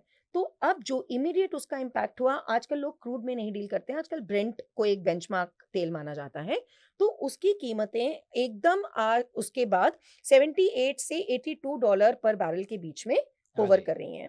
भारत के पास आज की डेट में तकरीबन तकरीबन मैं समझती हूँ महीने तक का स्टॉक है जो हमारी रिफाइनरीज के पास है, और अगर ये जो प्राइसेस हैं 86 डॉलर पर बैरल को ब्रीच कर जाते हैं, उसके भी ऊपर चले जाते हैं, तो डेफिनेटली भारत की जनता के लिए, भारत की सरकार के लिए एक ये कठिन दौर होगा, क्योंकि हमें तो तेल इंपोर्ट ही करना है। तो हमारी बैलेंस ऑफ पेमेंट्स, हमारे गोल्ड रिजर्व्स, हमारे forex reserves, middle east countries अब ये भी कह रही हैं कि पेट्रो डॉलर में हमने लेना ही नहीं है। इराक के साथ प्रॉब्लम ही शुरू इसलिए हुई थी क्योंकि इराक सबसे पहले सद्दाम थे जिन्होंने कहा था कि मैं पेट्रो डॉलर में डील नहीं करूंगा, मैं डोमेस्टिक करेंसीज में करूंगा। लेकिन इसके साथ साथ एक और बात मैं आपको कहूंगी कि भारत की सरकार, फिर से मैं यही बोलूंगी, एक बहुत जनता के साथ वाली सरकार है। पब्लिक सपोर्ट देखिए ऐसे नहीं आता है। आज की जनता वो जनता नहीं है, ये सोशल मीडिया के ज़माने की जनता है, ये इन्फॉर्म्ड जनता है। आप ये नहीं कि जी 10 रुपए दे दिए, 20 रुपए दे दिए, लाके रैली में खड़ा कर दिया, एक रोटी दे दी तो उसके लिए लोग जनता आ जाएगी। आजकल की जनता ऐसी नहीं है। जनता समझती है क्या हो रहा है। तो इस परिप्रेक्ष्य में ये एक बात है कि भारत जितना भी तेल इंपोर्ट करता है वो 2 कारणों से करता है। एक, जो हमारी नेशनल रिफाइनरीज़ हैं वो करती हैं डोमेस्टिक कंजम्पशन के लिए, और जो सरकार, जो विपक्ष बोलती भी थी, अदानी अंबानी, बेसिकली अंबानी जो रिलायंस वहाँ पे जामनगर में है, तो उसके लिए वो जितना भी तेल इंपोर्ट करते थे वो देते थे उसको प्रोसेस करके वर्ल्ड को एक्सपोर्ट करने के लिए। तो आज की डेट में जामनगर रिफाइनरी में 2 से ढाई महीने का स्टॉक मानते हैं हम हो हम्म। रहा है। तो मुझे नहीं पता सरकार कैसे रिएक्ट करेगी, लेकिन अगर मैं सरकार की जगह होती और अगर मैं सरकार को एक सलाह दे सकती होती, और अगर जितना मैं सरकार की नीति भी समझती हूँ, अगर ऐसी कोई स्थिति आई कि भारत के पास अपनी जो नेशनल रिफाइनरीज हैं, जनता अगर किसी मुश्किल में आती है, तो मुझे लगता है कि भारत की सरकार शायद ये स्टेप भी उठाए कि वो जो प्राइवेट रिफाइनरी का तेल है वो डाइवर्ट करे और जनता को हानि ना पहुंचाने की एक स्थिति आए। लेकिन अगर वॉर, हम एक्सपोर्ट को कंट्रोल करें। हाँ, एक्सपोर्ट्स को कंट्रोल करेंगे और डोमेस्टिक की तरफ उसको शायद डाइवर्ट करेंगे। हम्म। लेकिन अब ये 1 डेढ़ महीने तो चलता युद्ध मुझे नहीं दिख रहा है, तो अभी भारत अगर 15-20 दिन कंफर्टेबल में मामला सुलझता है तो इंडिया के लिए कोई बड़ा ऑयल के मामले में चैलेंज नहीं आएगा। इतना ज़्यादा नहीं है, अगर प्राइसेस वापस स्टेबलाइज़ हो जाते हैं 72-73 पर लेकिन बैरल क्रूड पे ऑयल के डॉलर पर अलावा बैरल। मेरा एक सवाल ये भी रहेगा कि अगर मान लो पर्शियन गल्फ में ईरान ने डिस्टर्ब कर दिया है, इस रूट को चौक कर दिया है, रेड सी के रास्ते जो नीचे वाला रूट है उसको अगर यमन के अंदर हुतीज डिस्टर्ब करते हैं, हुँ, तो फिर सिर्फ क्रूड ऑयल की बजाय दूसरे व्यापार भी तो है। हम यूरोप कैसे पहुंचेंगे, किस रूट पहुंचेंगे उसके बाद? अगर बिल्कुल। ये दोनों रूट डिस्टर्ब रहते हैं तो फिर हमारा यूरोप पहुंचने का रूट क्या रहेगा? देखिए, बिल्कुल फिर वो लॉजिस्टिक्स कॉस्ट बढ़ जाएँगी। हमको उन उन चीज़ों को देखिए, ऐसा है, अगर आप वर्ल्ड मैप को देखें, यहाँ पे है नहीं तो मैं समझाती। ये जो हैं ये छोटे-छोटे स्ट्रेट्स हैं, ये गल्फ हैं, ये यहाँ से सामान आता है। जाने के लिए आपको लंबा रास्ता लेके आप यूरोप पहुँच सकते हो। इंडियन ओशन के थ्रू वहाँ पे हम्म। अरेबियन ओशन के थ्रू आप वहाँ पे अरेबियन सी के थ्रू वहाँ पे आप यूरोप पहुँच सकते हो।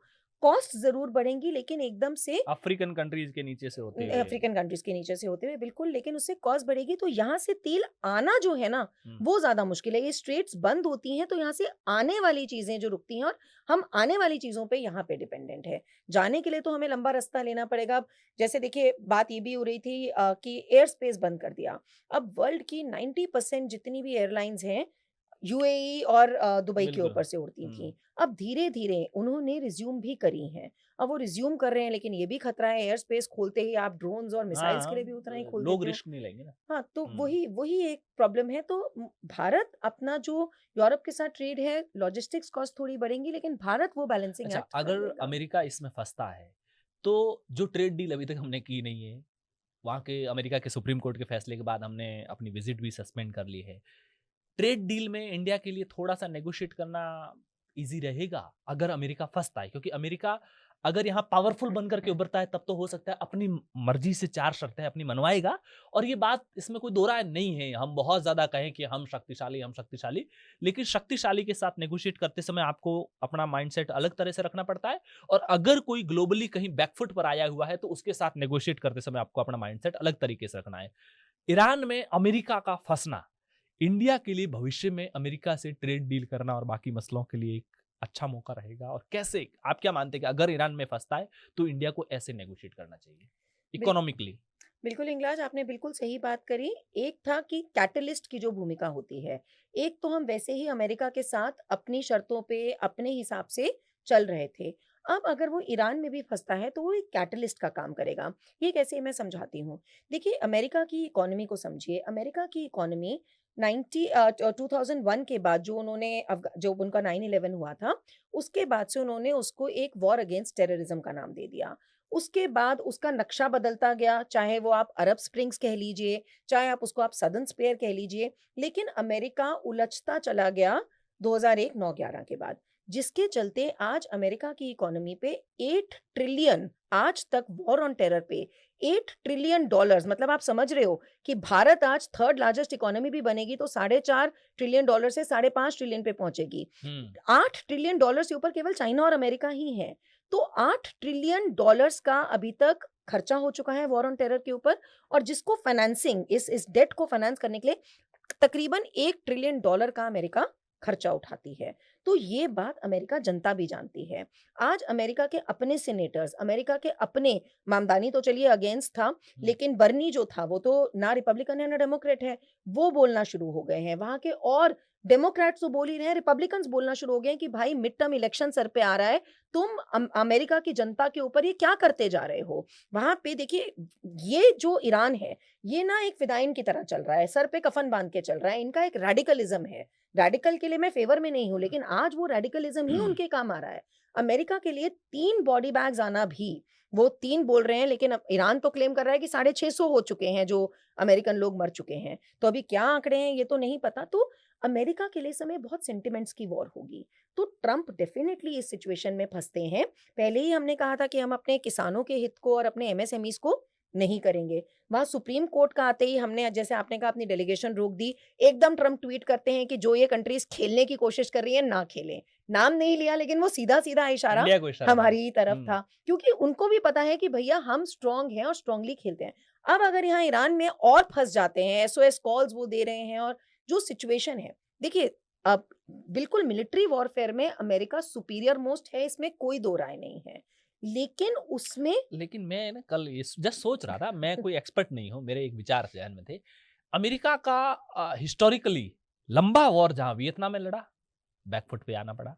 अफ़गानिस्तान में लड़ा, बैकफुट पे आना पड़ा। और बाकी गल्फ कंट्रीज़ में भी कहाँ, ठीक है गवर्नमेंट टॉपल कर दी, बाकी कोई विजयी पताका फहराने जैसा कोई हिस्ट्री।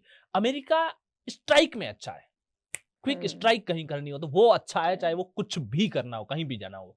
बट लंबे वॉर में अमेरिका, या तो वहां का पब्लिक डेमोक्रेटिक इतनी कल्चर है कि वहां प्रेशर बढ़ जाता है कि गवर्नमेंट है ना, मोरल जो डाउन हो जाता है। तो मैं ईरान और अमेरिका इस वॉर को देख करके ये सोच रहा था कि America is good in strike, but long run में सस्टेन करना क्या अमेरिका के लिए पॉसिबल है, क्योंकि अमेरिका उस तरीके से तो नहीं लड़ सकता जैसे इजराइल लड़ता है।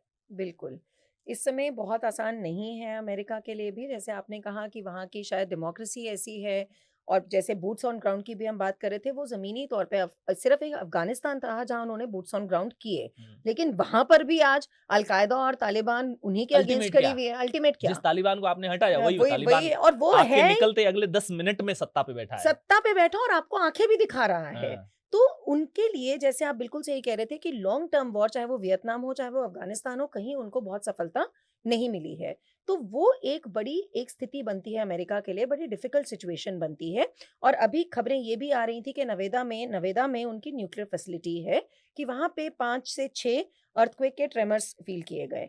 तो उन झटकों का एक ये भी आकलन लगाया जा रहा है कि शायद वो अपने न्यूक्लियर को एक्टिवेट कर रहे हैं। साथ ही साथ ईरान पे भी आ गया कि वहाँ पे भी झटके महसूस किए गए हैं। अब एकदम से विपत्ति आ गई है, नेचर की तरफ से भी आपदा आ गई है। मैं तो ये पर्सनली मानने को जियोपॉलिटिक्स समझते हुए तैयार नहीं हूँ। तो ईरान को जो उनको खतरा था कि ईरान के पास कहीं न्यूक्लियर ना हो, जो कल ये भी बात हो रही थी कि नतांज फैसिलिटी पे वो और अफसान फैसिलिटी के आसपास वो बम गिराने की बात हो रही है, रेडियो एक्टिविटी की बात हो रही थी। तो अब दोनों जगहों पे भूकंप के झटके आना, तो अब अमेरिका क्या स्ट्राइक करने वाला है, ईरान क्या स्ट्राइक करने वाला है, पर अमेरिका डेफिनिटली बैक फुट पे तो 100% आता दिख रहा है। दिख रहा है। लेकिन अमेरिका के पास ऐसी कौन-सी चाबी है जो इमैनुअल मैक्रोन एक तरह से वेस्टर्न वर्ल्ड में डोनाल्ड ट्रंप के विकल्प बन करके उभर रहे थे।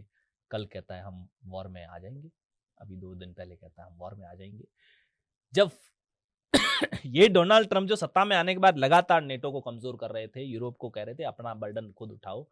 अमेरिका पर बर्डन आते ही पूरा का पूरा यूरोप साथ में खड़ा हो गया। ये कौन-सी चाबी है जहां मतलब ट्रंप के कई पर्सनल मैसेज इमैनुअल मैक्रोन के ट्रंप ने पब्लिक कर दिए थे कि मेरे को ये मैसेज किया गया है। सोचो कि कोई किसी के व्हाट्सएप मैसेज सार्वजनिक कर रहा हो। वो फ्रांस भी वापस इस ईरान के खिलाफ वॉर में साथ में आ गया।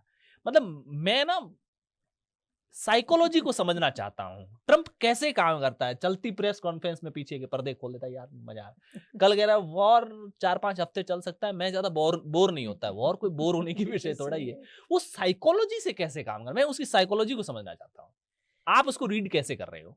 देखिए, ट्रम्प की ना एक ओवरपावरिंग साइकोलॉजी है। अगर हम हिटलर का भी देखें, अगर इसका पैरेलल ड्रॉ करें, हिटलर को भी बिल्कुल ये वार्निंग दी गई थी कि ठीक है भाई, तूने पूरे यूरोप पे कब्जा कर लिया है। जर्मनी इधर से शुरू होता है और करते-करते वो ईस्ट में बढ़ता ही जा रहा था। लेकिन उसको क्लियर वार्निंग दी गई थी कि वॉर्सो तक तू मत जा, पोलैंड तक तू मत जा। पोलैंड उसकी एक वो आखिरी मिस्टेक थी, वॉर्सो उसकी वो, मतलब पोलैंड वॉर्सो इकट्ठे ही, उसकी वो आखिरी मिस्टेक थी। तो उसी साइकोलॉजी से लोग मतलब बहुत पैरेलल ड्रॉ करते हैं। अगर आप साइको एनालिसिस देखें, हिटलर का देखें, ट्रम्प का देखें, तो ये जो एक है कि सेल्फ कंज्यूम्ड, मैंने कह दिया, आप ये कह रहे हो पर्दे खोलना, आप उनसे सवाल पूछ लो और उनको आपके सवाल का जवाब नहीं पता हो, fake news. I don't bother, yes. I don't care for you. This hmm. Is, मैं चैनल्स का आपकी नाम नहीं टीआरपी लूँगी। डाउन चल रही हाँ, है। आपके टीआरपी, आप ये क्या कर रही हैं? I don't want to talk to you. मतलब ये क्या है? हाँ। ऐसे आप कभी भारत में सोच सकते हो कि कोई नेता किसी प्रेस वाले को, मैं कहती हूँ कोई छोटे से छोटे अखबार वाले को भी कह दे, मतलब तेरी TRP you down are a है या डिश डैश डैश डैश, मतलब हम्म, वो ऐसा बोल देते हैं, you are this, you are that, hmm, मतलब कस वर्ड्स यूज कर देते हैं। तो ये बंदा दूसरे को एक डोमिनेटिंग, इसको अगर हम साइको एनालिसिस में देखें ना, कि डोमिनेट करके, जिसे कहते हैं कि डरा दो, धमका दो, दबा दो, उस स्ट्रैटेजी से वो खेलता है, ऑफेंसिव होके वो खेलता है, कि वो सामने वाले को अपने आप के, मतलब एक सेकंड के लिए बंदा क्वेश्चन में आ जाता है कि यार मैं कहीं सही कर भी रहा हूँ। तो ये तो हो गया उसका लोगों के साथ खेलने वाला स्ट्रैटेजी, कि वो उस पे खेलता है, क्योंकि वो बिजनेसमैन रहा डोमिनेट है। करना चाहता है। वो बिजनेसमैन रहा है और उसकी बिजनेस का सक्सेस ही ये था कि वो फर्स्ट मूव करता है और वो डोमिनेट होके खेलता है। बाकी बात रही यूरोप की, तो यार सारी की सारी तो ट्रेड वहाँ उन्हीं के साथ हो रखी है। यूरोप का अगर आप देखो, इंपोर्ट, एक्सपोर्ट सब कुछ तो उन पे डिपेंडेंट है, अमेरिका पे। कंज्यूमर अमेरिका ही है। हाँ, तो कंज्यूमर अमेरिका है, जहाँ पे उनके रॉ मटेरियल्स की सप्लाई है, सप्लाई चेन अमेरिका है। चाइना के साथ तो उन्होंने कभी बहुत अच्छे संबंध बनाए नहीं, तो सप्लाई चेन डिसरप्ट हो जाएगी, अपनी प्रोडक्शन कहाँ जाएगी, प्रोड्यूसर, सप्लायर, सप्लाई चेन सब कुछ तो अमेरिका है। तो इकोनॉमिक पावर उसने अपने आप को वर्ल्ड वॉर 2 के तहत इतनी स्ट्रांग बना ली है। तभी तो उनका ये मंसूबा रहता है कि हर जगह तेल, अब मैं जो बार-बार कह रही हूँ कि this is not a political war, this is an economic war, और ये शुरू से अमेरिका वर्ल्ड वॉर 2 के बाद से यही खेलता आया है कि अपनी इतनी इकोनॉमिक पावर को बनाए पावर रखो। बना लो, इतनी डोमिनेंस बना लो कि बाकी लोग आपके ऊपर पूरी डिपेंडेंट थ्योरी पे आ जाएँ। हम्म, मैं कल परसों सोच रहा था कि दुनिया के तानाशाह मुल्क, चाहे वो हिंदुस्तान पर राज करने वाला ब्रिटेन ही क्यों ना हो, पुर्तगाल वगैरह ऐसे रहे होंगे, लेकिन क्या उन्होंने इस तरीके से किसी इतने बड़े राष्ट्रों के राष्ट्राध्यक्षों को ऐसे उठाया होगा? हिस्ट्री में कहीं ऐसे एग्जाम्पल मिलते हैं क्या? वेनेजुएला में जिस तरह से निकोलस मदुरो के साथ में किया, ईरान के अंदर घुस कर के मतलब वो बेचारे बंकर में भी थे तब भी खत्म कर दिया और पूरी फैमिली नष्ट हो गई, और दुनिया का कोई देश उठ करके ये नहीं कह रहा है कि भाई ये तू क्या कर रहा है। ग्लोबल पॉलिटिक्स या जियो आपसी देशों के रिश्तों में कोई प्रिंसिपल नाम की चीज होती भी है या नहीं होती है? और इनके बावजूद ये, मतलब अगर इन चीजों को देखा जाए तो दुनिया में अब तक तानाशाहों के जितने एग्जाम्पल आए होंगे, यूएस एक संस्थागत तानाशाह है। वहां राष्ट्रपति बदल भी जाता है, कोई फर्क नहीं पड़ता है। डेमोक्रेसी इतनी है कि वो अपने राष्ट्रपति को बदल देती है, अपने सीनेटर को बदल देती है। लेकिन एक संस्थागत तानाशाही है, जो संस्थाएं दुनिया को राज करेगी। एक तरह से यूएस एक नया तानाशाह है दुनिया का। बिल्कुल, आपने बिल्कुल सही कहा। देखिए, इसका ना बैकग्राउंड ये समझना पड़ेगा, एक आम अमेरिकन नागरिक के तहत। ये समहाउ एक अमेरिकन बच्चा वहाँ पैदा होता है ना, उसके दिमाग में एक सुपीरियॉरिटी भरी गई है, कि भैया मैं जो हूँ ना, मैं सुपीरियर हूँ। ये जो व्हाइट ब्लैक्स वाली लड़ाई कह लो, चाहे वो ये लड़ाई कह लो कि जब आते हैं दूसरे कंट्रीज़ के लोगों को ये कहना कि तुम हम पे डिपेंडेंट हो, हमारी कंट्री तुम्हारी कंट्री हमारे चलते चल रही है। अभी जो उन्होंने आईटी में भी अश्विनी वैष्णव को कहा कि भैया तुम तो हमारा फ्री में यूज़ कर रहे हो, जो जितना भी एआई है तुम फ्री में यूज़ कर रहे हो। हालाँकि अश्विनी वैष्णव ने उसका बहुत एक सही जवाब दिया कि भैया सारा डेटाबेस तो तुम हमारे ही यहाँ पे अपनी टेक्नोलॉजी डेवलप कर रहे हो। हम तो तुम्हें सारा वो प्रोवाइड कर रहे हैं जो तुम्हारी आर-एन-डी है, because we are the largest consumers. तो ये जो एक आम सामान्य अमेरिकन में ये भाव है ना कि जी मैं सुपीरियर हूँ और वर्ल्ड मेरे नीचे है। उनको जन्म से वो महसूस कराया जाता है हाँ, कि बस हम दुनिया के दादा है। इसी साइकोलॉजी से वो अपने सीनेटर्स चुनते हैं, और उनको बड़ा मज़ा आता है जब उनका कोई भी चुना हुआ जो भी राष्ट्रपति है, वो ये काम करता है कि देखो जी, विश्व को सामान्य बनाने के लिए मैं ये कर रहा हूँ। मतलब तुम हो कौन? मैं सीधा सवाल पूछ रही हूँ, तुम हो कौन भाई? कि वहाँ पे ये है, वहाँ पे ये है। मैं नहीं कह रही रेडिकलिज़्म ठीक है, लेकिन तुम कौन हो वहाँ पे जाने वाले? और अगर तुम्हें इतना ही है, तो तुम्हें केवल उन्हीं कंट्रीज़ में ये रेडिकलिज्म और डोमेस्टिक प्रॉब्लम्स दिखाई देती हैं जहां तुम्हें रिसोर्सेज दिखते हैं। तुम्हें अफ्रीका के गरीब देश क्यों नहीं दिखाई देते? वहां की सिविल वॉर्स क्यों नहीं दिखाई देती? तो ये जो अमेरिका के दिमाग में घुस चुका है ना कि मैं पूरे वर्ल्ड का, जिसे कहते हैं, सेवियर हूं, तो इसके चलते अमेरिका भी इस चीज को ओके कर लेता है। अमेरिकन को ये बात बड़ी ओके लगती है, हाँ वहां प्रॉब्लम थी तो मेरे राष्ट्रपति ने वहां की प्रॉब्लम ठीक करनी चाहिए, ये जानते हुए उनको पता है कि इससे इनकम तो मेरे ही पास आ रही है ना।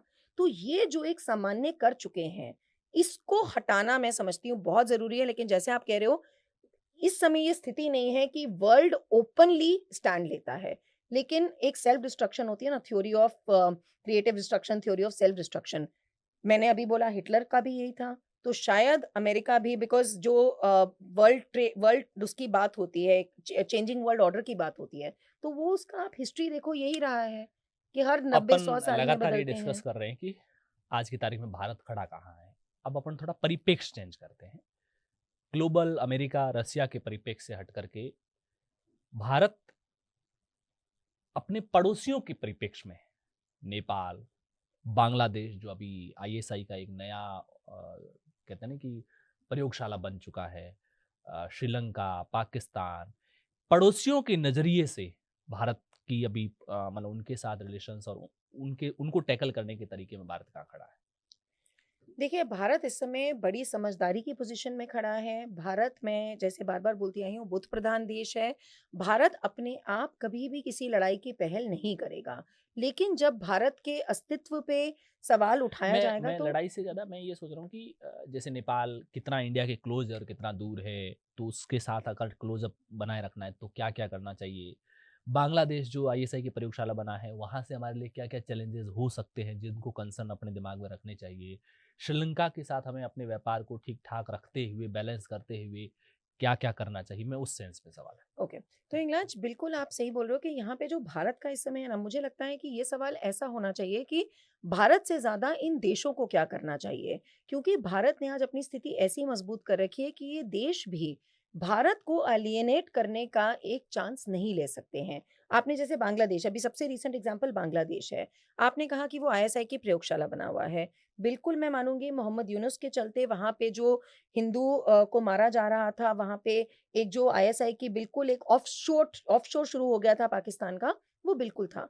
लेकिन बीएनपी की सरकार आते ही, तारिक रहमान की सरकार आते ही और वो बड़ी क्लियर मेजॉरिटी से आई है। उन्होंने एकदम एक मिनिस्ट्री बना दी है फॉर द हिंदू वेलफेयर।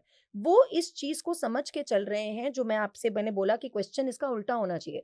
वो ये चीज़ समझ के चल रहे हैं कि भैया भारत के साथ लड़ाई मोल के या भारत के साथ संबंध बिगाड़ के हमारी कंट्री का भी कुछ लेना-देना नहीं है। जैसे आपने कहा ना कि यूरोप क्यों बड़े अमेरिका के साथ बरगद के नीचे छोटे पेड़ आसानी से पनपते हैं, तो जयशंकर ने कहा भी था कि जब इंडिया तरक्की करता है, तो तो हमारे पूरा पड़ोसी उसी अपने आप तरक्की करते हैं। बिल्कुल, बिल्कुल। बिल्कुल क्योंकि हम कंज़्यूमर भी हैं, हम सप्लाई चेन भी बन रहे हैं, हाँ, हम सप्लायर भी हैं। तो हुँ, उसके चलते बाकी देशों के साथ भारत बड़े ही कॉर्डियल रिलेशनशिप और भारत को राष्ट्र प्रथम की तरह के से चलते हुए कि हुँ। कहाँ पे मेरे को ट्रेड बेनिफिट्स हो रहे हैं, उस तरीके से भारत ठीक है, अब चल रहा मेरा है। आखिरी सवाल चाइना को लेकर रहेगा, क्योंकि हम जब ये देखें कि हम कहाँ खड़े हैं, तो उस वक़्त हमें अपने सबसे बड़े चैलेंजर को भी देखना चाहिए कि वो कहाँ खड़ा है।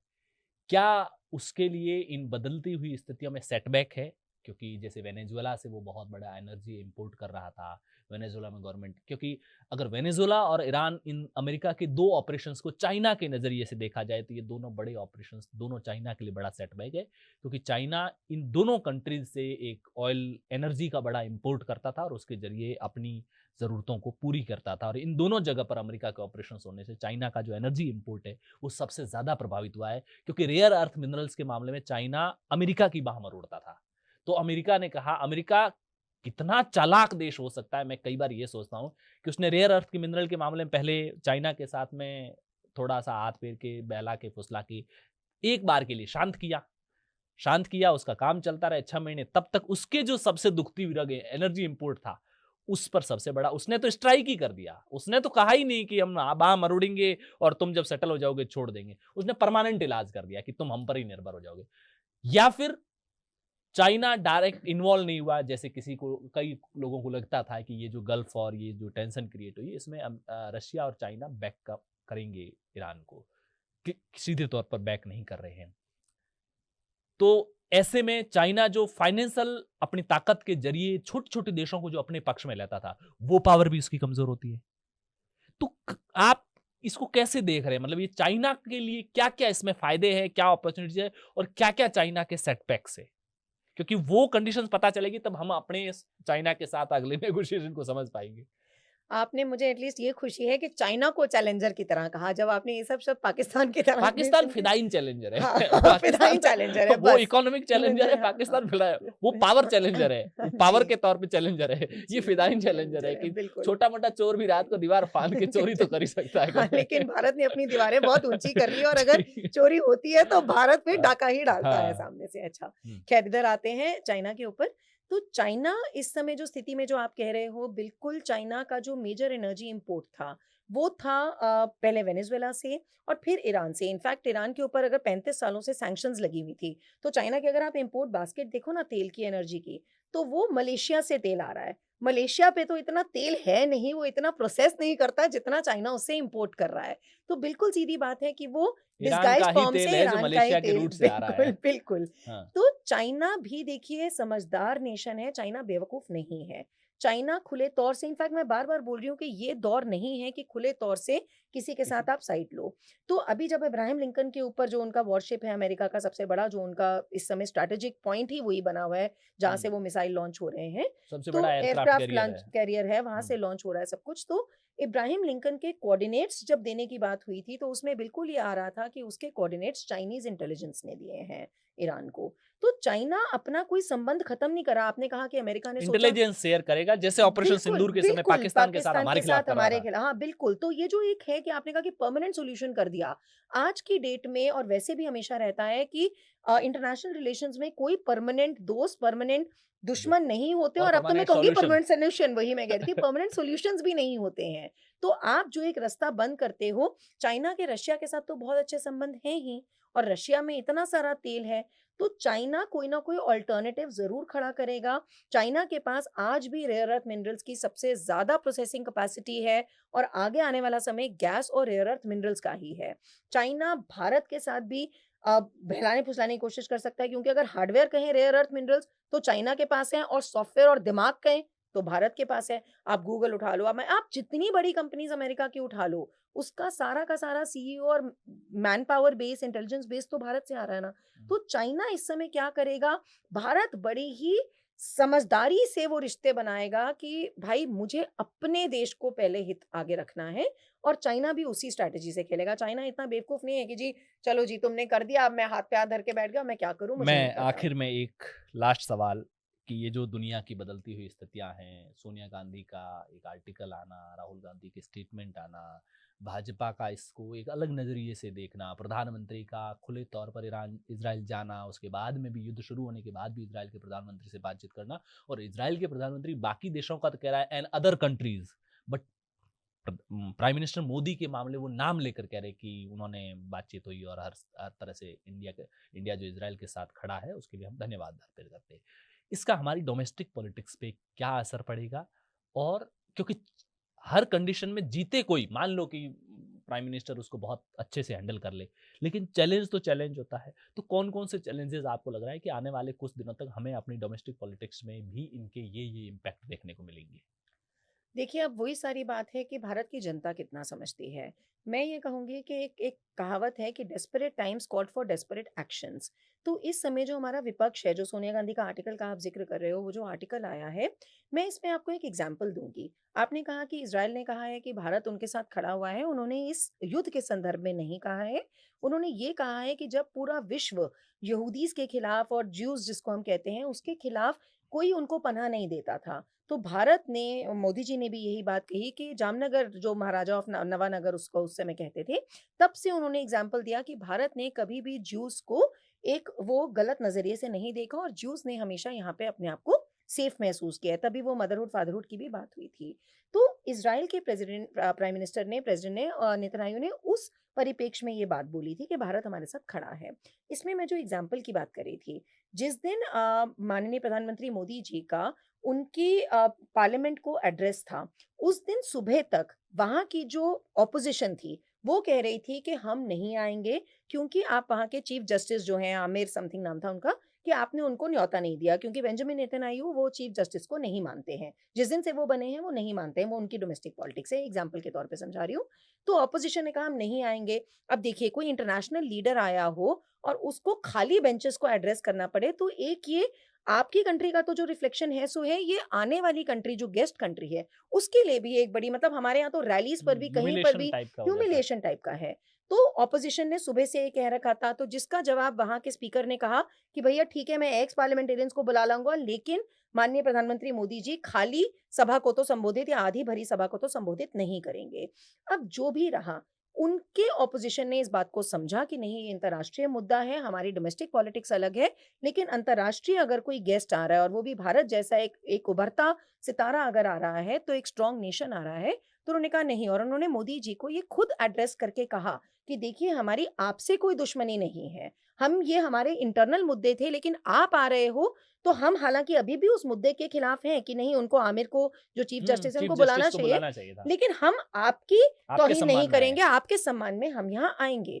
तो एक जो मैं कह रही हूँ, नेता विपक्ष का एक ये दायित्व होता है कि कंट्री सबसे पहले है। तो आज की डेट में जो ये सोनिया गांधी जी आर्टिकल लिख रही हैं, और मैंने आपको उसके एग्जांपल्स भी बता दिए कि 91 में गल्फ वॉर के समय तो उनकी सरकार थी ना, जब लिबिया पे हुआ, गद्दाफी पे हुआ तो उनकी सरकार थी ना, 2011 में, 1991 में, तो तब उन्होंने क्यों एब्सटेन किया? क्योंकि वो भी समझते थे कि ये नहीं है दौर कि ऐसे डायरेक्ट स्टैंड्स लिए जाएँ। तो this is how an opposition should be. तो मैं ये समझती हूँ कि डोमेस्टिक पॉलिटिक्स पे उतना असर पड़ेगा जितना भारत की जनता उस चीज़ को अगर समझ पाती है या नहीं समझ पब्लिक पाती है। पर जो इम्पैक्ट पड़ेगा, पॉलिटिक्स उसी तरह से चलेगी, या पब्लिक जैसे रिएक्ट करेगी, पॉलिटिक्स वैसे ही एक्ट करेगी, ये कहना चाह रहे हैं। बिल्कुल, देखिए अब बिहार में भी पूरी बात हो रही थी, आपने बिहार चुनाव की बात की थी कि डेटा पूरे सब पार्टीज़ के लिए जो बनाते थे, नाम मैं फिर नहीं लूँगी लेकिन आप भी समझ रहे हो, हुँ, कह रहे थे उनको 20 सीटें मिलेंगी, वो गेम चेंजर बनेंगे, वो किंग मेकर बनेंगे। हुँ, एक एक सीट भी आई हुँ, एक भी सीट नहीं आई। हुँ, तो बात सेंटिमेंट्स की होती है, डेटा बहुत ज़रूरी है, लेकिन सब कुछ सेंटिमेंट्स पे चलता है। हुँ, तो आप lies, white lies, statistics, narratives कुछ भी चलाते रहो। जनता उसको कैसे समझेगी, मैं आपके चैनल के माध्यम के थ्रू, आपके जो व्यूअरशिप है उनके थ्रू कहूँगी कि समझो ये स्थिति इस समय बिल्कुल एक टाइट रोप वॉकिंग है। आप ज़रा-सा लड़खड़ाए तो आप गिर सकते हो। रोप पे भी नहीं खड़े रह पाओगे, तो इस बात को समझो कि कौन राष्ट्रहित जितने की शिखर बात पे कर होते रहा हैं, है। उतना सँभल के खड़ा होना होता है। उतना सँभल के, और शिखर का रास्ता उतना कठिन होता है। शिखर पर चलकर, पहुँचकर तो आपको फिर सँभाल के बैलेंसिंग एक्ट करना पड़ता है, लेकिन आप शिखर पर हो। शिखर का रास्ता पत्थरों से भी भरा होगा, काँटों से भी भरा होगा, आपको चुनौतियाँ लेनी होंगी, और वही जिसको कहते हैं चरैवती, चरैवती, आपको आगे बढ़ते ही रहना होगा। हुँ। चलिए, आपका बहुत-बहुत धन्यवाद। वैसे जियोपॉलिटिक्स में कोई आखिरी आकलन तो होता नहीं है। जियोपॉलिटिक्स में कोई परिणाम नहीं होता है कि साहब फलाँ प्लस में रह गया तो रह ही जाएगा। हो सकता है जो आज आपको माइनस में दिख रहा हो, वो कभी भी कमबैक कर सकता है। अमेरिका जो आज आपको बहुत ताकतवर दिख रहा हो, कल एक ऐसी मिस्टेक कर बैठेगी, वो उसी में उलझ जाए और बाकी मामलों में रशिया फिर से डोमिनेट करने लग जाए। ऐसा भी संभव हो सकता है। जियोपॉलिटिक्स पर हम और चर्चा करते रहेंगे। पॉलिटिकल पंचायत पर टाइम दिया इसके लिए आपका बहुत-बहुत शुक्रिया। आप लोग पॉलिटिकल पंचायत पर पहली बार आए हैं तो चैनल को सब्सक्राइब ज़रूर कीजिएगा। शुक्रिया।